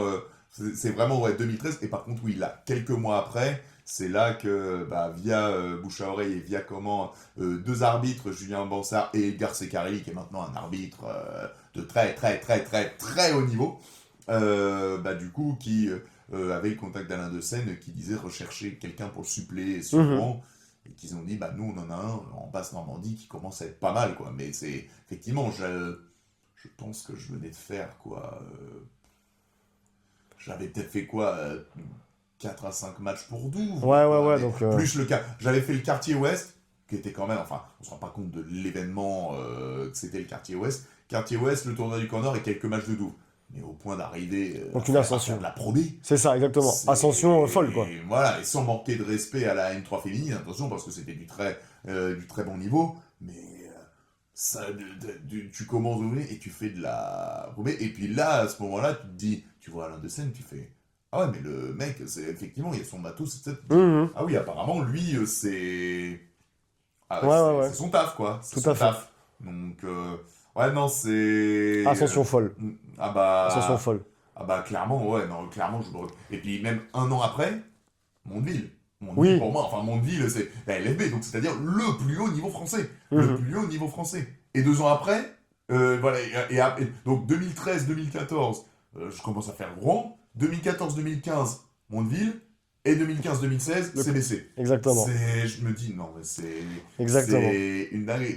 Mais là, pareil, je suis toujours en mode, je peux continuer à faire de ça, mais à faire 100% ça de ma vie, je me dis, bah non, parce que ça me rapportera pas assez pour vivre. Et c'est après, c'est 2017, il y a un petit changement où clairement je crée ma société, je me dis, ça peut aller là-dedans. Après, j'ai eu des coups de main, donc bah, j'ai fait un peu de journalisme quand même, avec Sport à Caen et Ouest France. J'ai eu la SPTT Caen qui m'a pris en service civique, ce qui m'a énormément aidé. Mais là où vraiment je me dis, je peux faire que ça et même bien gagner ma vie, et bah c'est après le Covid. Ok. C'est après le Covid. Là où vraiment je me dis, ouais, let's go. Ouais. Je voulais évoquer avec toi la vision que tu as sur ton propre métier, parce que tu expliques qu'en gros ton but, c'est que les joueurs et les joueuses se sentent comme dans une salle NBA, que les spectateurs, ils assistent à un spectacle et qu'ils profitent comme toi, tu profites sur le terrain, et tu définis ton métier en 2 rôles. Le premier, c'est d'annoncer les faits de jeu pendant le match, donc les remplacements, les temps morts, les fautes, les paniers, mais que tu dois aussi transmettre au public les informations avant, pendant et après le match.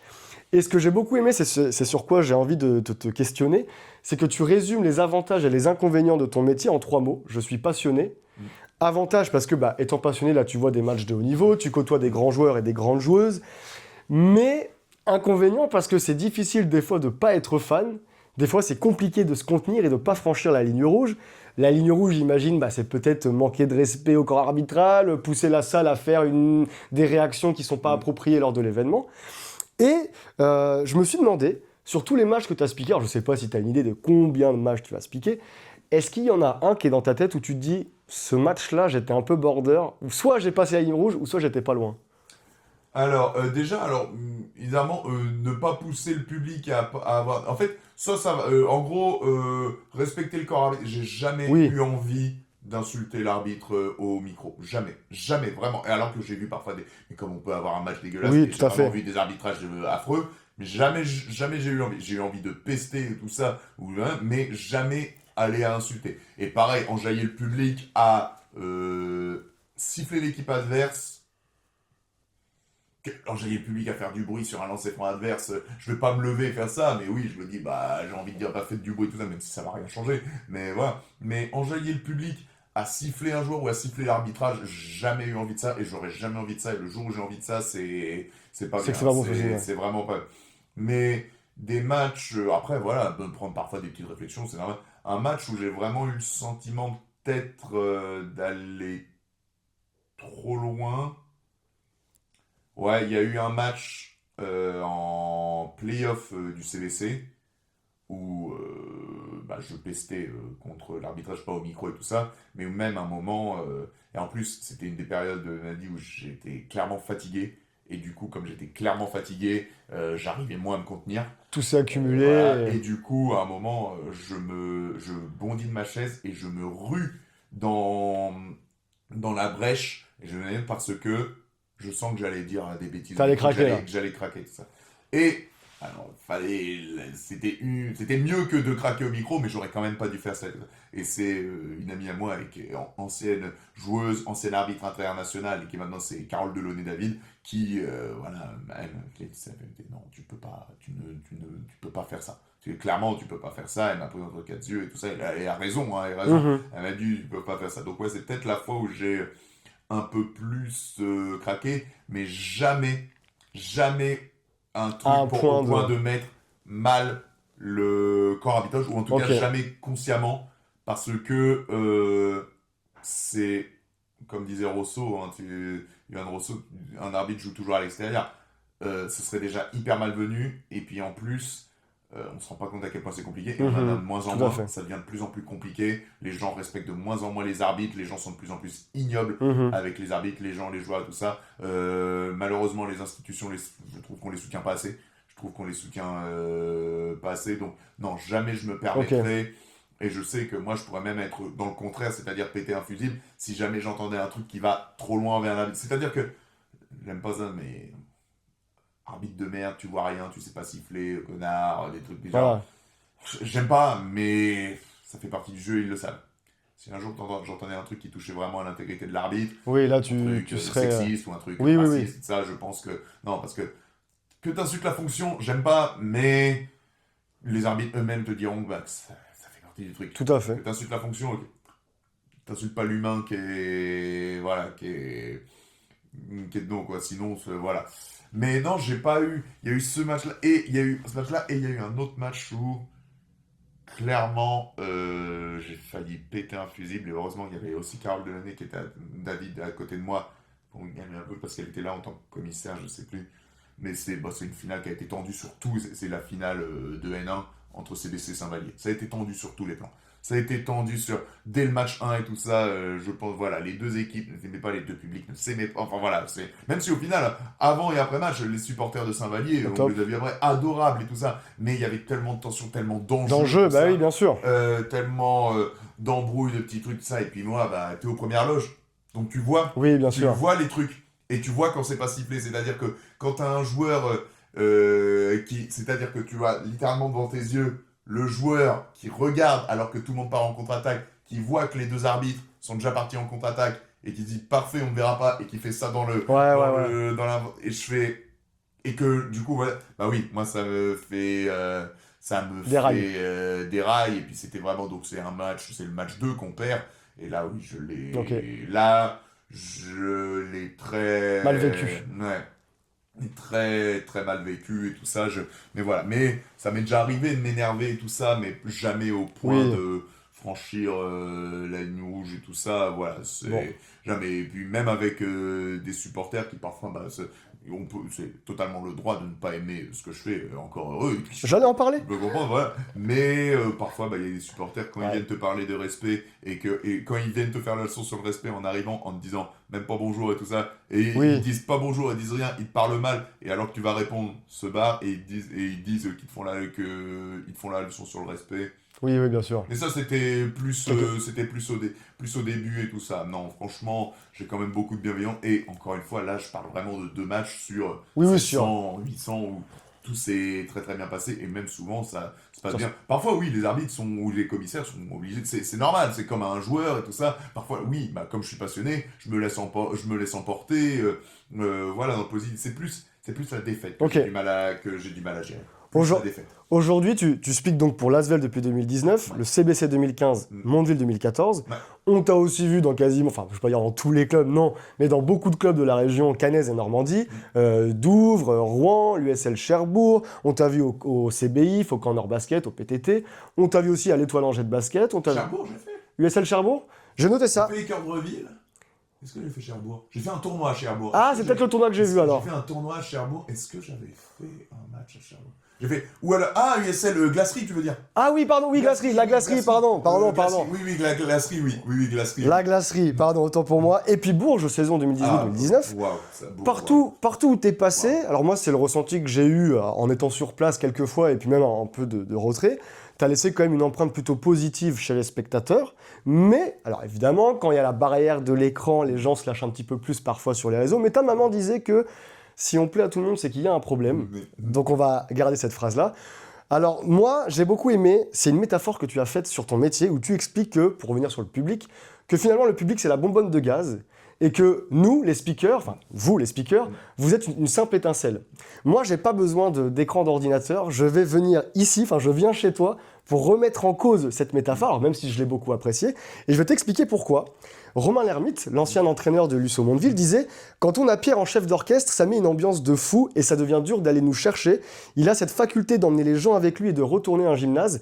Parfois, on a l'impression de jouer à 6 contre 5. » Geoffrey Lauvergne, pardon, ancien joueur tout juste de l'Asvel, champion d'Europe avec l'équipe de France en 2013, disait « Moi, quand le match il m'ennuie, bah, je le regarde lui, comme ça je me marre. » Et ça, il te l'a dit en face à face, je crois. Il te l'a dit en face. Et Pierrick Poupé, l'entraîneur, juste après une qualification de demi-finale de championnat de France en conférence de presse, disait « Je voudrais remercier Pierre le speaker qui a fait un boulot incroyable, incroyable. Il a une bonne part de responsabilité dans notre victoire. » Moi, je me dis, quand tu entends qu'en plus de fédérer des spectateurs, tu as un réel impact sur la performance d'une équipe et d'un staff, déjà, quel est ton ressenti, mais est-ce qu'on a le droit de douter et peut-être de dire que tu es un petit peu plus qu'une étincelle? C'est totalement au droit. Moi, je ne le pense pas parce que c'est totalement le droit, effectivement, des gens de dire ça. Encore une fois, les gens peuvent dire ce qu'ils veulent, que ce soit dans le très positif. Moi, par exemple, quand il y en a qui disent meilleur speaker de France, je leur dis non, ce n'est pas vrai. Quand il y en a, voilà, et comme dans le très négatif, quand il y en a qui disent juste par rapport à mon métier, qui m'insultent, le même truc que pour les arbitres, qui m'insultent personnellement, alors que je n'ai jamais vu ces personnes insultent mon métier et tout ça. Mais encore une fois, j'ai jamais réussi à mettre les mots pour l'expliquer. Autant l'impact du public sur une performance, oui. Ça, j'en suis persuadé. Même s'il y en a qui disent, bah non, parce que c'est jamais un public qui met un panier. Ça pousse. Ils se rendent pas compte. Enfin, Oui. T'es basketteur comme moi, tu joues, même si c'est 100, mais même si c'est 50, t'as 50 personnes qui crient défense. Et puis, Dieu sait qui c'est vrai parce que, gagner à Alençon. Et à l'époque, gagner à Alençon, c'était le truc, c'était déjà c'est loin. Déjà c'est loin. Mais surtout, gagner à Alençon, il y avait un truc, c'était pas. Déjà, en plus, il y avait les fans qui se déplaçaient, tout ça. Donc les gens ne se rendent pas compte d'avoir la réaction du public. Mais même dans l'autre sens. Bien sûr. Dans l'autre sens. Moi, il y a toujours, et puis dans tous les sports, c'était je sais plus comment, ce mec qui devait courir 5 miles ou 10 miles, ça, et voulait battre le record pour la première fois, alors que les scientifiques disaient c'est impossible que ce soit en dessous de ça, et à le moment à la bord du dernier virage, il fait non, effectivement, j'y arriverai pas, et il entend le public. On ne rend pas compte, en fait, encore une fois, quand les jambes deviennent lourdes, à la fin, le public, et après ça rentre. L'adrénaline. Voilà, c'est vraiment l'adrénaline. Mais, bah oui, parce que moi, en gros, c'est encore une fois, est-ce que vous dites, après, ça peut dire, est-ce que vous allez dire qu'un coach a fait gagner un match? C'est une question. Est-ce que, pour toi, un coach a fait littéralement gagner un match? Moi, je vais garder l'aspect joueur. Je veux dire, c'est les joueurs sur le terrain, forcément. Mais évidemment, dans certains cas, les joueurs sans le coach, peut-être qu'ils n'auraient pas fait. Voilà. Mais du coup, voilà. C'est-à-dire que très naturellement. Donc, en gros, c'est le public pour toi. Okay. qui met. C'est le public qui met l'ambiance. Moi, j'ai essayé de mettre. On me dit je mets l'ambiance. Non, c'est le public qui met l'ambiance. Parce que si on enlève le public, je suis juste un abruti qui crie dans un micro. Et qui met Après, là où le basket, ça aide et ça, et puis où c'est quand t'es trop bon speaker, que ce soit Vincent Royer, Jamie Brosset, c'est que c'est sentir le moment où il faut intervenir. Sentir le moment où ça se relâche. Là, j'appuie. Là, maintenant, c'est à ce moment-là. Et c'est très important de sentir ce moment là où la connaissance de son sport, forcément, aide énormément, même si c'est pas une condition sine qua non. Il y en a qui n'ont pas fait de basket et qui sont très très bons. Tout à fait. Mais, du coup, donc, alors c'est très bien ce qu'il dit. Et Pierrick, je me sais, quand il avait dit ça, je me disais, waouh, la vache. Et puis, en plus, Pierrick, c'est quelqu'un, je pense, du tout le paysage basket français, du PDF, le paysage basketballistique français, je pense que c'est un des mecs les plus adorables du monde. Pareil, Geoffrey, enfin, beaucoup de gens, mais ouais, le but, c'est effectivement de créer cette étincelle, de faire en sorte que comme un coach fait en sorte que ses joueurs soient dans les meilleures conditions et jouent le mieux possible, moi c'est mon boulot. Faire en sorte que le public soit dans les meilleures conditions et soit le plus motivé et motivant possible. Donc, voilà. Mais j'ai jamais entendu un coach dire on a gagné grâce à moi. J'ai jamais entendu un coach. Donc moi je dirais pas il y a eu de l'ambiance. Je vais pas nier non plus que oui je peux aider. Je vais pas non plus me faire plus petit jeu. Je pense bien me débrouiller. Mais tu préfères mettre le public vraiment. C'est le public. Premier rôle. Et encore une fois, moi si à un moment moi ça marche pas, si ça marche pas, le public peut prendre le relais. Et encore une fois, les meilleurs moments, c'est justement les moments où je bosse pas. C'est les moments où j'ai plus rien à faire. Et c'est un travail de longue haleine. Mais quand il y a un temps mort en fin de saison, etc., il y a un temps mort, on vient de faire un 7-0 et le public explose et t'as pas à mettre de musique, t'as rien à dire. Ouais, Top. c'est Ok. c'est bon. Et alors que bizarrement, c'est un moment où tu bosses pas, mais ça veut dire que le truc a été bien fait. Même si, effectivement, il y en a qui considèrent, je l'entends, que normalement, il n'y aurait pas à faire ça. Bien sûr, bien sûr. Qu'il n'y aurait pas devoir avoir un speaker, et que ça dépend aussi des endroits où on fait. Ce que je fais à Lasvel et au CBC, ça marche. Mhm. Mettez-moi à Limoges, c'est terminé. Hein. Ouais, bien sûr. Mettez-moi à Limoges, ils te détestent. Et ils auraient raison. Ils auraient raison, parce que c'est un autre Ils ont leur style, etc. Exactement. On va revenir sur des moments marquants de ta carrière. On va continuer, on a vu les débuts tout à l'heure. Ça me semblait important de le dire face caméra en premier. Les moments les plus marquants au début dans ta carrière, on va dire peut-être au niveau amateur. La montée de Douvres en National 2 avec l'équipe féminine. La montée de ton club de cœur du Corner Basket de Pré-National à National 3. C'est pour vous. Et je voulais revenir avec toi sur 5 moments.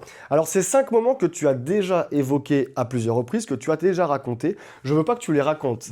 Je sais que ça va être très compliqué ce que je vais te demander. C'est de me dire de façon spontanée ce que ces moments t'inspirent en termes d'émotion. Donc en très peu de mots. Ok. Ok ? Premier moment, 16 novembre 2014, ça te parle ou pas ? L'US Mondeville s'impose au buzzer contre Nantes sur un shoot de la meneuse Kristen Brooke-Sharp. Un mot d'émotion. Folie. C'est là que j'ai gagné mention dans Speaker Fou. Pas besoin de le dire, il le dit à ma place. Voilà. Saison 2016-2017 et 2023-2024, le camp basket Calvados monte en Pro B. Alors, 2016-2017, c'était grand quand même, donc consécration. Mais 2003-2024, je dirais historique. Historique, ouais. Parce que, ouais, non, franchement, et je parle pas historique qu'au niveau du basket. Historique au niveau de la ville. Ok. Je parle des playoffs, ouais. 2017, Kobe Bryant vient à Paris pour un tournoi qui est organisé par son équipementier. Initialement, tu dois simplement présenter la finale de ce tournoi qui regroupe des équipes parisiennes, mais tu finiras par présenter, et j'ai vu la vidéo, elle est incroyable, tu finiras par présenter The Black Mamba devant une foule en liesse. Ah oui, je sais, il n'y a pas de mots là.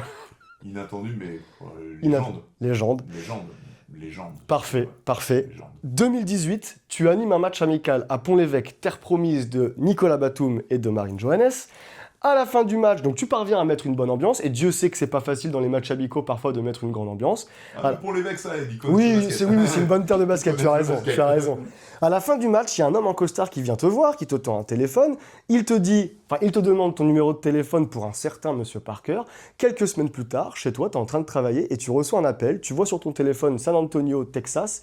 Et dès la première seconde où tu décroches, tu reconnais la voix d'une personne qui a peut-être gagné 4 fois le championnat NBA et qui te dit « Salut Pierre, c'est Tony, je ne te dérange pas ».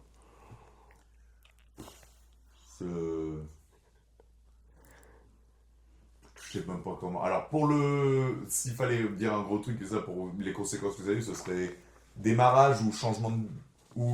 Non, pas changement de dimension, parce que changement de dimension, c'est Douvres. Tremplin ? Ah oui. C'est Bourges. Le changement de dimension, c'est Bourges. Mais ouais, vraiment démarrage et changement de dimension bis. Mais sinon, le coup de fil en lui-même. Oui. Le coup de fil en lui-même, il n'y a pas de mot de ça. Enfin. Irréaliste, impensable, enfin... Ok, très bien. Parfait. Et dernier moment que je voulais évoquer, tu as spiqué donc, de 2020 à 2024, si je ne me trompe pas, le All-Star Game à l'Accor Arena. Je sais que ça... Alors pour ceux qui ne connaissent pas peut-être le All-Star Game, c'est un événement où on regroupe les meilleurs joueurs français et étrangers, il y a des concours et des matchs. Je sais que ça n'a pas été évident parce qu'il y avait, pas le problème, mais tu as dû t'adapter à l'oreillette, spiquer à 3, etc. Pour toi, en un mot, émotion, spiquer le All-Star Game à l'Accor Arena. Génial. Parfait. Tout simplement. Alors, je réfléchis à d'autres mots, mais... Génial, c'est le plus grand show basket français. Ouais, voilà. Super. Et puis en plus, on a la chance d'avoir des vrais matchs. Là où le All-Star Game NBA... Des fois, ouais, tant... C'est même plus des fois, là, c'est... Tout à fait, je suis d'accord. C'est affreux à voir. Là, on a des vrais matchs, alors en 3 quarts temps, ça donne, mais en beau, au 4e quart-temps, il y a 4 points d'écart, on joue. Non. Alors, il y a certains moments que je n'ai pas évoqués, mais c'était un peu volontaire.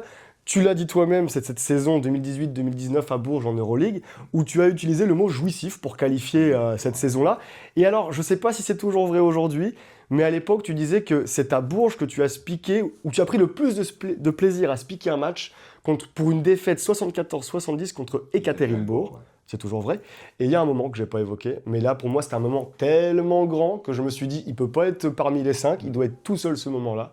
Jeux Olympiques de Paris en 2024. 23 matchs piqués en 11 jours. Tu dis clairement que c'est un rêve qui s'est réalisé parce que la proximité avec les plus grands, annoncer des Giannis, des LeBron, des Jokic, interviewer Pau Gasol avant un match USA-Serbie, oui, la vache. les moments conviviaux avec Nicolas Batum avant France-Canada et après. Tu as vu aussi des légendes du basket fauteuil, Pat Anderson. D'ailleurs, tu disais que les Paralympiques, c'était une ambiance de folie, que les salles étaient pleines. Tu disais également que, bref, tu as vu de vrais athlètes en termes d'intensité et d'adresse aux Paralympiques. Bref, une aventure humaine que tu as partagée avec les autres membres de l'équipe d'animation, Benjamin Clément et puis d'autres speakers anglo-saxons et australiens. Et il y a une chose que je viens... qui m'a interpellé, c'est la diversité culturelle que tu as mise en avant lors d'une interview où tu expliques que dans les rues de Lille et même à Paris, ça a été vraiment, ça t'a sauté aux yeux. Et ça m'a fait penser à une discussion que j'avais eue avec un ami à moi, Yacine Enfaoui, qui est journaliste à TF1, et qui, lui, il avait une idée dans le foot que les supporters anglais étaient vraiment les plus fous en termes de ferveur et de passion. Et il m'a dit, c'était avant que j'aille couvrir des Coupes du Monde, donc 2018 et 2022, donc Russie et Qatar, et avant qu'il aille en Argentine pour le documentaire sur Diego Armando Maradona, le Pibe de Oro. Et je me suis dit, toi, quand tu as spiqué les JO, est-ce qu'il y a une nation en termes de ferveur et de passion qui est sortie du lot, qui t'a vraiment surpris? Alors, il y en a une, mais je vais mettre un peu à part. Mais forcément, de par la proximité, c'était la Belgique. Ouais. Forcément, parce que pour leur Belgian Cats, pour les filles, qui, lors du dernier match face au Japon, où elles doivent gagner de 27 points pour se qualifier, et elles gagnent de 27 points, où là, la ferveur a été dingue. Les Français à Lille, Mhm. pas à Paris. Non, mais je me rappelle que tu l'avais expliqué que oui, Pas à à Lille, tu Paris, sentais le... malheureusement, mais c'est ce qui nous a, je suis d'accord Ouais. avec Vincent Collet-Fon, ça nous a manqué sur la finale, ça nous a vraiment manqué. Mais les Français à Lille, par contre, Ok. les Français à Lille, parce que vraiment, moi, encore Folie. une fois, j'ai encore cette anecdote que t'as, mais premier quart-temps du match France-Australie chez les Oui. filles, qui a aucun enjeu, on est qualifié et tout ça, enfin enjeu, peut-être première planète, mais on est qualifié et tout ça. Premier quart-temps, milieu de premier quart-temps, on met un 3 points, la salle explose. J'étais Ok. pas en train de speaker, j'étais dans la brèche, tout ça, je fais Wow, qu'est-ce que fantastique. c'est que ce truc. Mais non, après, non, tous, ils sont tous, bon, les Serbes, Oui. mais tous, hein, les Serbes, les Grecs, il y avait c'était Porto Rico qui était là, mais pareil, il y avait une dinguerie aussi, les Espagnols. Non, il y a pas, Plusieurs nations. les Sud-Soudanais. Ok. Les Sud-Soudanais. Ah oui, ils ont fait de belles surprises durant ces JO. Ouais, Tout à fait. Ok. c'est... Non, justement, ouais, c'est difficile d'en sortir... Une seule, mais là, d'en plusieurs sortir comme... une seule, quoi. Et je vais dire, parce que c'est clairement pas leur forme, mais les Ricains, une fois arrivés à Paris. Ok. Les Ricains, une fois arrivés à Paris, ça nous a d'ailleurs coûté un peu sur la finale, parce que, voilà. Mais tu vois que... ah non, hein, t'inquiète pas, que tu voyais les Jimmy Fallon et tout ça, ils étaient à fond. Ouais. Jimmy Fallon, ils bondissaient de leur siège et tout ça. Donc, Ok. Gabriel Union, pareil. Hein. Donc, mais ouais, mais pas au point. Ok. Et ouais, les Français à Lille. À Lille, C'est ok. le petit regret. On dit souvent qu'après avoir vécu une expérience très importante dans une vie, par exemple l'après-mariage, l'après-grossesse pour une femme, moi dans mon cas je parle de l'après-Erasmus par exemple, il peut y rester des séquelles. Et moi je me suis posé la question, après que l'objectif, pas d'une vie peut-être, mais d'une carrière de... Voilà, Oui. bon, tu confirmes, c'est bien. Une fois que ton objectif et ton rêve des JO il se termine des paras, je me suis dit dans quel état physique et mental tu es. Est-ce que t'as pas eu un petit bad mood après Oui, clairement. Et pas le seul. Apparemment, ça a touché beaucoup de Français. Déjà, beaucoup de ceux qui ont fait des JO. J'ai eu des personnes qui ont fait des JO, qui ont fait les JO en tant que soit OTM, en tant qu'OTM, en tant que volontaire, enfin sur d'autres mêmes fonctions officielles, tout ça. Et m'ont dit, ouais, il y a eu ce contre-coup. Même des personnes qui n'ont pas vu les JO, parce que je pense que clairement, ça a été une parenthèse enchantée, parce que en bon français que nous sommes, on était râleurs, on n'y croyait pas et tout ça, et ça a été une parenthèse enchantée incroyable, au point que quand les JO se sont terminés, on avait tous été en mode hein, c'est Ouais. déjà fini. Bon bah let's go les Paralympiques, et les Paralympiques ont fait des scores de ouf, parce qu'on était en mode non, on veut pas On veut que pas ça que ça se s'arrête, termine. quoi. Et on voit, c'est ça qui est génial dans le sport, c'est pas que ça nous fait oublier, tout mettre de côté, non, mais ça nous fait pendant un moment, c'était ça les Jeux Olympiques, pendant les Jeux, à un moment, les guerres s'arrêtaient. Mhm. Les guerres s'arrêtaient. Et du coup, c'est quand même tellement mieux. Alors, ça doit pas faire oublier tous les trucs du quotidien, tous les problèmes du quotidien et tous les problèmes dans le monde, qui sont bien sûr 1000 fois plus importants qu'un match, qu'une course. Mais ça fait tellement de bien. Et oui, non, ouais, il y a eu clairement un Vanou. Et alors, pas du tout dans le sens, je sais qu'il y en a beaucoup qui l'abordent dans ce sens-là. Merci de ne pas l'avoir fait, mais qui est en gros en mode, ouais, du coup, après avoir fait ça, ça doit faire bizarre de retourner à Caen et tout ça. Ouais, Et j'entends. ah, pas du tout. Alors, pas du tout, pas vraiment du tout en mode, oh, mais attendez, je viens de faire les JO et maintenant je dois faire Mondeville, le CBC, je dois faire de la deuxième division et de la deuxième division et de la masculine et féminine. Non, mais pas du tout. Alors, mais Ça a dû te faire du bien surtout. ouais, voilà, J'imagine. déjà, et puis même retrouver Et non, pas du tout, parce que Ok. c'est déjà un niveau de fou. Déjà moi, pardon, hein, on se rend pas compte, dès la Nationale 3, à quel point il y a des basketteurs de... Enfin, à quel point il y a des basketteurs de fou. Quand je vois des... Enfin, moi, ça me fait toujours marrer, hein, quand je vois les commentaires Facebook, et tout ça, Oui, quand je vois oui. des mecs qui jouent en R1 ou R2, se disent qu'ils pourraient... qu'ils ont peut-être plus de skills que Rudy Gobert. Vous êtes... Non, c'est incroyable. Ou qui pourraient battre Marie-Joannes. Voilà, des mecs de R1 qui se disent qu'ils pourraient battre Marie-Joanne. Voilà. Mais bon, Voilà. Quand même un après-JO, Mais par contre, ouais, c'est en fait... c'est fini. Ce truc des JO, ça m'a quand même été un objectif qui m'a... Je donne toujours le meilleur de moi-même, mais c'est quand même un truc qui te drive. Mhm. C'est quand même un truc qui te Oui, drive. parce que tu avais ton CV qui était prêt mi-2023, tu étais prêt à candidater sur Ouais, LinkedIn voilà, à l'appel d'offres, j'avais vraiment... préparé. Et du coup, c'est vrai qu'à un moment, tu te dis... Ça y est. en gros, tu te dis pas que t'es au plus haut, pas du tout. Ah, Pas du d'accord, tout. oui. Pas du tout, mais tu te dis quel est ce truc qui va Me me pousser tirer vers le haut. Après ça. C'est-à-dire que si on résume bêtement, au niveau français, il y aurait peut-être l'équipe de France, mais c'est moins un objectif parce que dans le sens j'ai pu les faire une fois et puis en gros c'est pour l'équipe de France c'est en très bonne main avec Vincent Royer et Benjamin Clément, donc c'est-à-dire que si un jour je fais l'équipe de France, ça voudrait dire que eux sont plus là et Oui, ce serait voilà. une grosse perte. Et je parle pas en termes de pas mourir, Non, bien mais sûr. que eux arrêteraient et ce serait une grosse perte. Ouais, Parce ouais, qu'ils font vraiment, ils font vraiment du bon taf. Mais cette question de se dire, ouais, Mais qu'est-ce qui, Oui. alors, si on prend ça, donc Euroleague, JO, même l'équipe de France, techniquement j'ai fait 2 matchs pour l'équipe de France. Pardon, mais et j'ai fait Euroleague. Pardon, mais l'étape au-dessus, à part la NBA, je vois pas. ouais. Sans manquer, ou ce serait genre aller à un autre club en Europe, mais il y a une attache française Oui, qui est quand même oui, trop forte, donc oui, ça pourrait être cool, faire Real Madrid, mais non, quoi, enfin voilà. Donc, après, il y a d'autres trucs. Là, maintenant, mes objectifs, c'est me diversifier, de Bien plus sûr. être que dans le basket, Ok. de faire d'autres trucs, mais c'est vrai que tu as ce moment, et puis ça a été éreintant. Mhm. Ça a été, Oui, on va pas se le cacher, éreintant. J'imagine. C'est vraiment, c'est énormément énergivore. Donc, faut trouver d'autres objectifs. Et moi, mes objectifs sont maintenant de me diversifier, même si le basket reste le meilleur sport du monde, mais de trouver d'autres sports dans lesquels, pour me permettre de ne pas rester sur mes acquis et de progresser. Et maintenant, mes objectifs, ils sont plus famille maintenant. Ok. Ils sont clairement plus famille. Alors pour conclure cette interview, on touche à la fin. Ça me semblait bien de remettre un peu les choses dans l'ordre, et parce que nous on te connaît comme speaker, mais avant tout tu es basketteur. Ton premier rêve d'enfance était d'être basketteur professionnel, basketteur NBA. Tu expliques très humblement que tu n'avais pas le niveau pour l'atteindre, mais l'objectif d'être sur les parquets pro, tu l'as atteint d'une certaine manière. Et derrière, tu en as atteint bien d'autres objectifs. J'aurais aimé savoir si tu pouvais me faire, mais tu l'as presque fait à l'instant, un petit top 3 des objectifs que tu as déjà atteints jusqu'à maintenant. Alors, que sur le plan professionnel. Oui. JO, Euroleague. Et... Je sais pas comment je pourrais traduire ça, il n'y a pas de mot pour... Mais ce qu'a construit le CBC, Ok. avec la nouvelle salle. Ta la continuité montée. avec la... Ouais, je veux rester attaché Bien sûr. à cette ville, Ok. mais je veux garder l'Asvel parce que... Oui, Euroleague, bien quoi. sûr.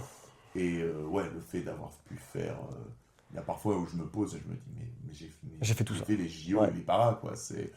Et oui, c'est vrai que quand je regarde dans le rétro, tout ce que j'ai fait, je me dis, Il y a un objectif là que tu n'as pas cité, mais que tu as déjà cité auparavant. C'est un objectif que moi, alors j'espère que ça ne va pas t'offenser ce que je vais dire, que j'ai jugé un peu folklorique, mais qui m'a bien plu. C'est l'objectif de se piquer dans toutes les divisions possibles du basket français. On en est où dans cet objectif? Qu'est-ce qui te manque? Alors, je réfléchis. Voyons voir. Betclic ou LFB. Pas Boulanger Wonder League. LFB, mon dieu. C'est fait. LF2, c'est fait. N1, c'est fait. N2, c'est fait. J'en ai pas fait beaucoup, mais c'est fait. N3, c'est fait. Prénat, oui. J'y étais. Pardon. R2. Hein. Donc plus là sur le niveau régional. Ok, R2, R3, D2, D3 fait, D2 fait. Il doit me manquer la R2, la R3 et la D1 peut-être. Ok, donc ok, très bien. Donc s'il y a des clubs, C'est un petit appel. R2, R2, Donc les niveaux régionaux et puis R2, R3, D1, c'est ce qui doit... c'est effectivement ce qui doit manquer. Ce qui doit manquer. Parce que ouais, même sinon, Euroleague masculine fait, Euroleague féminine fait, donc Eurocoupe, ouais, non, donc... ouais, donc maintenant, il manque... très bien. Je crois R2, faudrait que je revérifie, mais R2, R3 et D1. Ça doit être les trois qui manquent. Si c'est pas là, je me ferai un plaisir de venir. Voilà. Pour conclure, je voulais te proposer, l'occasion était trop belle pour moi aujourd'hui. Je sais que tu es très joueur, tu es joueur de basket. Quand tu es speaker, tu dois aussi jouer, entre guillemets, un certain rôle, dans le sens les costumes, les coupes de cheveux, les mimiques, les danses, enfin bref. Et je me rappelle, pendant la période du Covid, pendant le confinement, tu proposais des jeux sous forme de quiz aussi. Et je me suis dit, Ben là, tu as une occasion en or, c'est toi qui vas lui proposer un jeu. Donc c'est un tout petit jeu, c'est le jeu du tu préfères. Tout le monde connaît ce jeu-là. Je te propose 2 situations et tu choisis celle que tu préfères. Pour remettre dans le contexte, je me suis inspiré de 2 choses. La première, c'est que tu es une vraie encyclopédie de la NBA et tu es un apôtre du Big Shaq. Et la deuxième, c'est que tu es un éternel amoureux de ta ville, puisque selon toi, en toute objectivité, humilité, Caen est la plus belle ville du monde. Oui.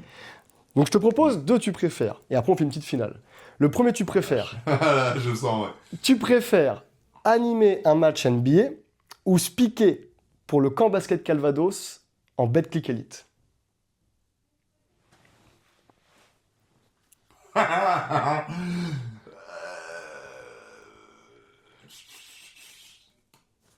Personne t'en voudra, Pierre. Laisse parler ton cœur. Animer NBA. Parce que ça, c'est un rêve un peu fou. Bien sûr. Le CBC en Betclic, ça reste un rêve. Faut pas brûler les étapes. Ce qu'on fait un petit peu de trop cette saison, mais ça arrivera un jour. Ok. Je sais pas quand. Ça peut-être dans 30 ans, mais ça arrivera. Mais ça arrivera. Deuxième, tu préfères. Tu préfères intervenir dans l'émission Inside the NBA avec ton idole Shaquille O'Neal ou speaker pour Lusso Mondeville en LFB. Et j'ai pas dit le nom parce que je sais que tu l'apprécies pas trop.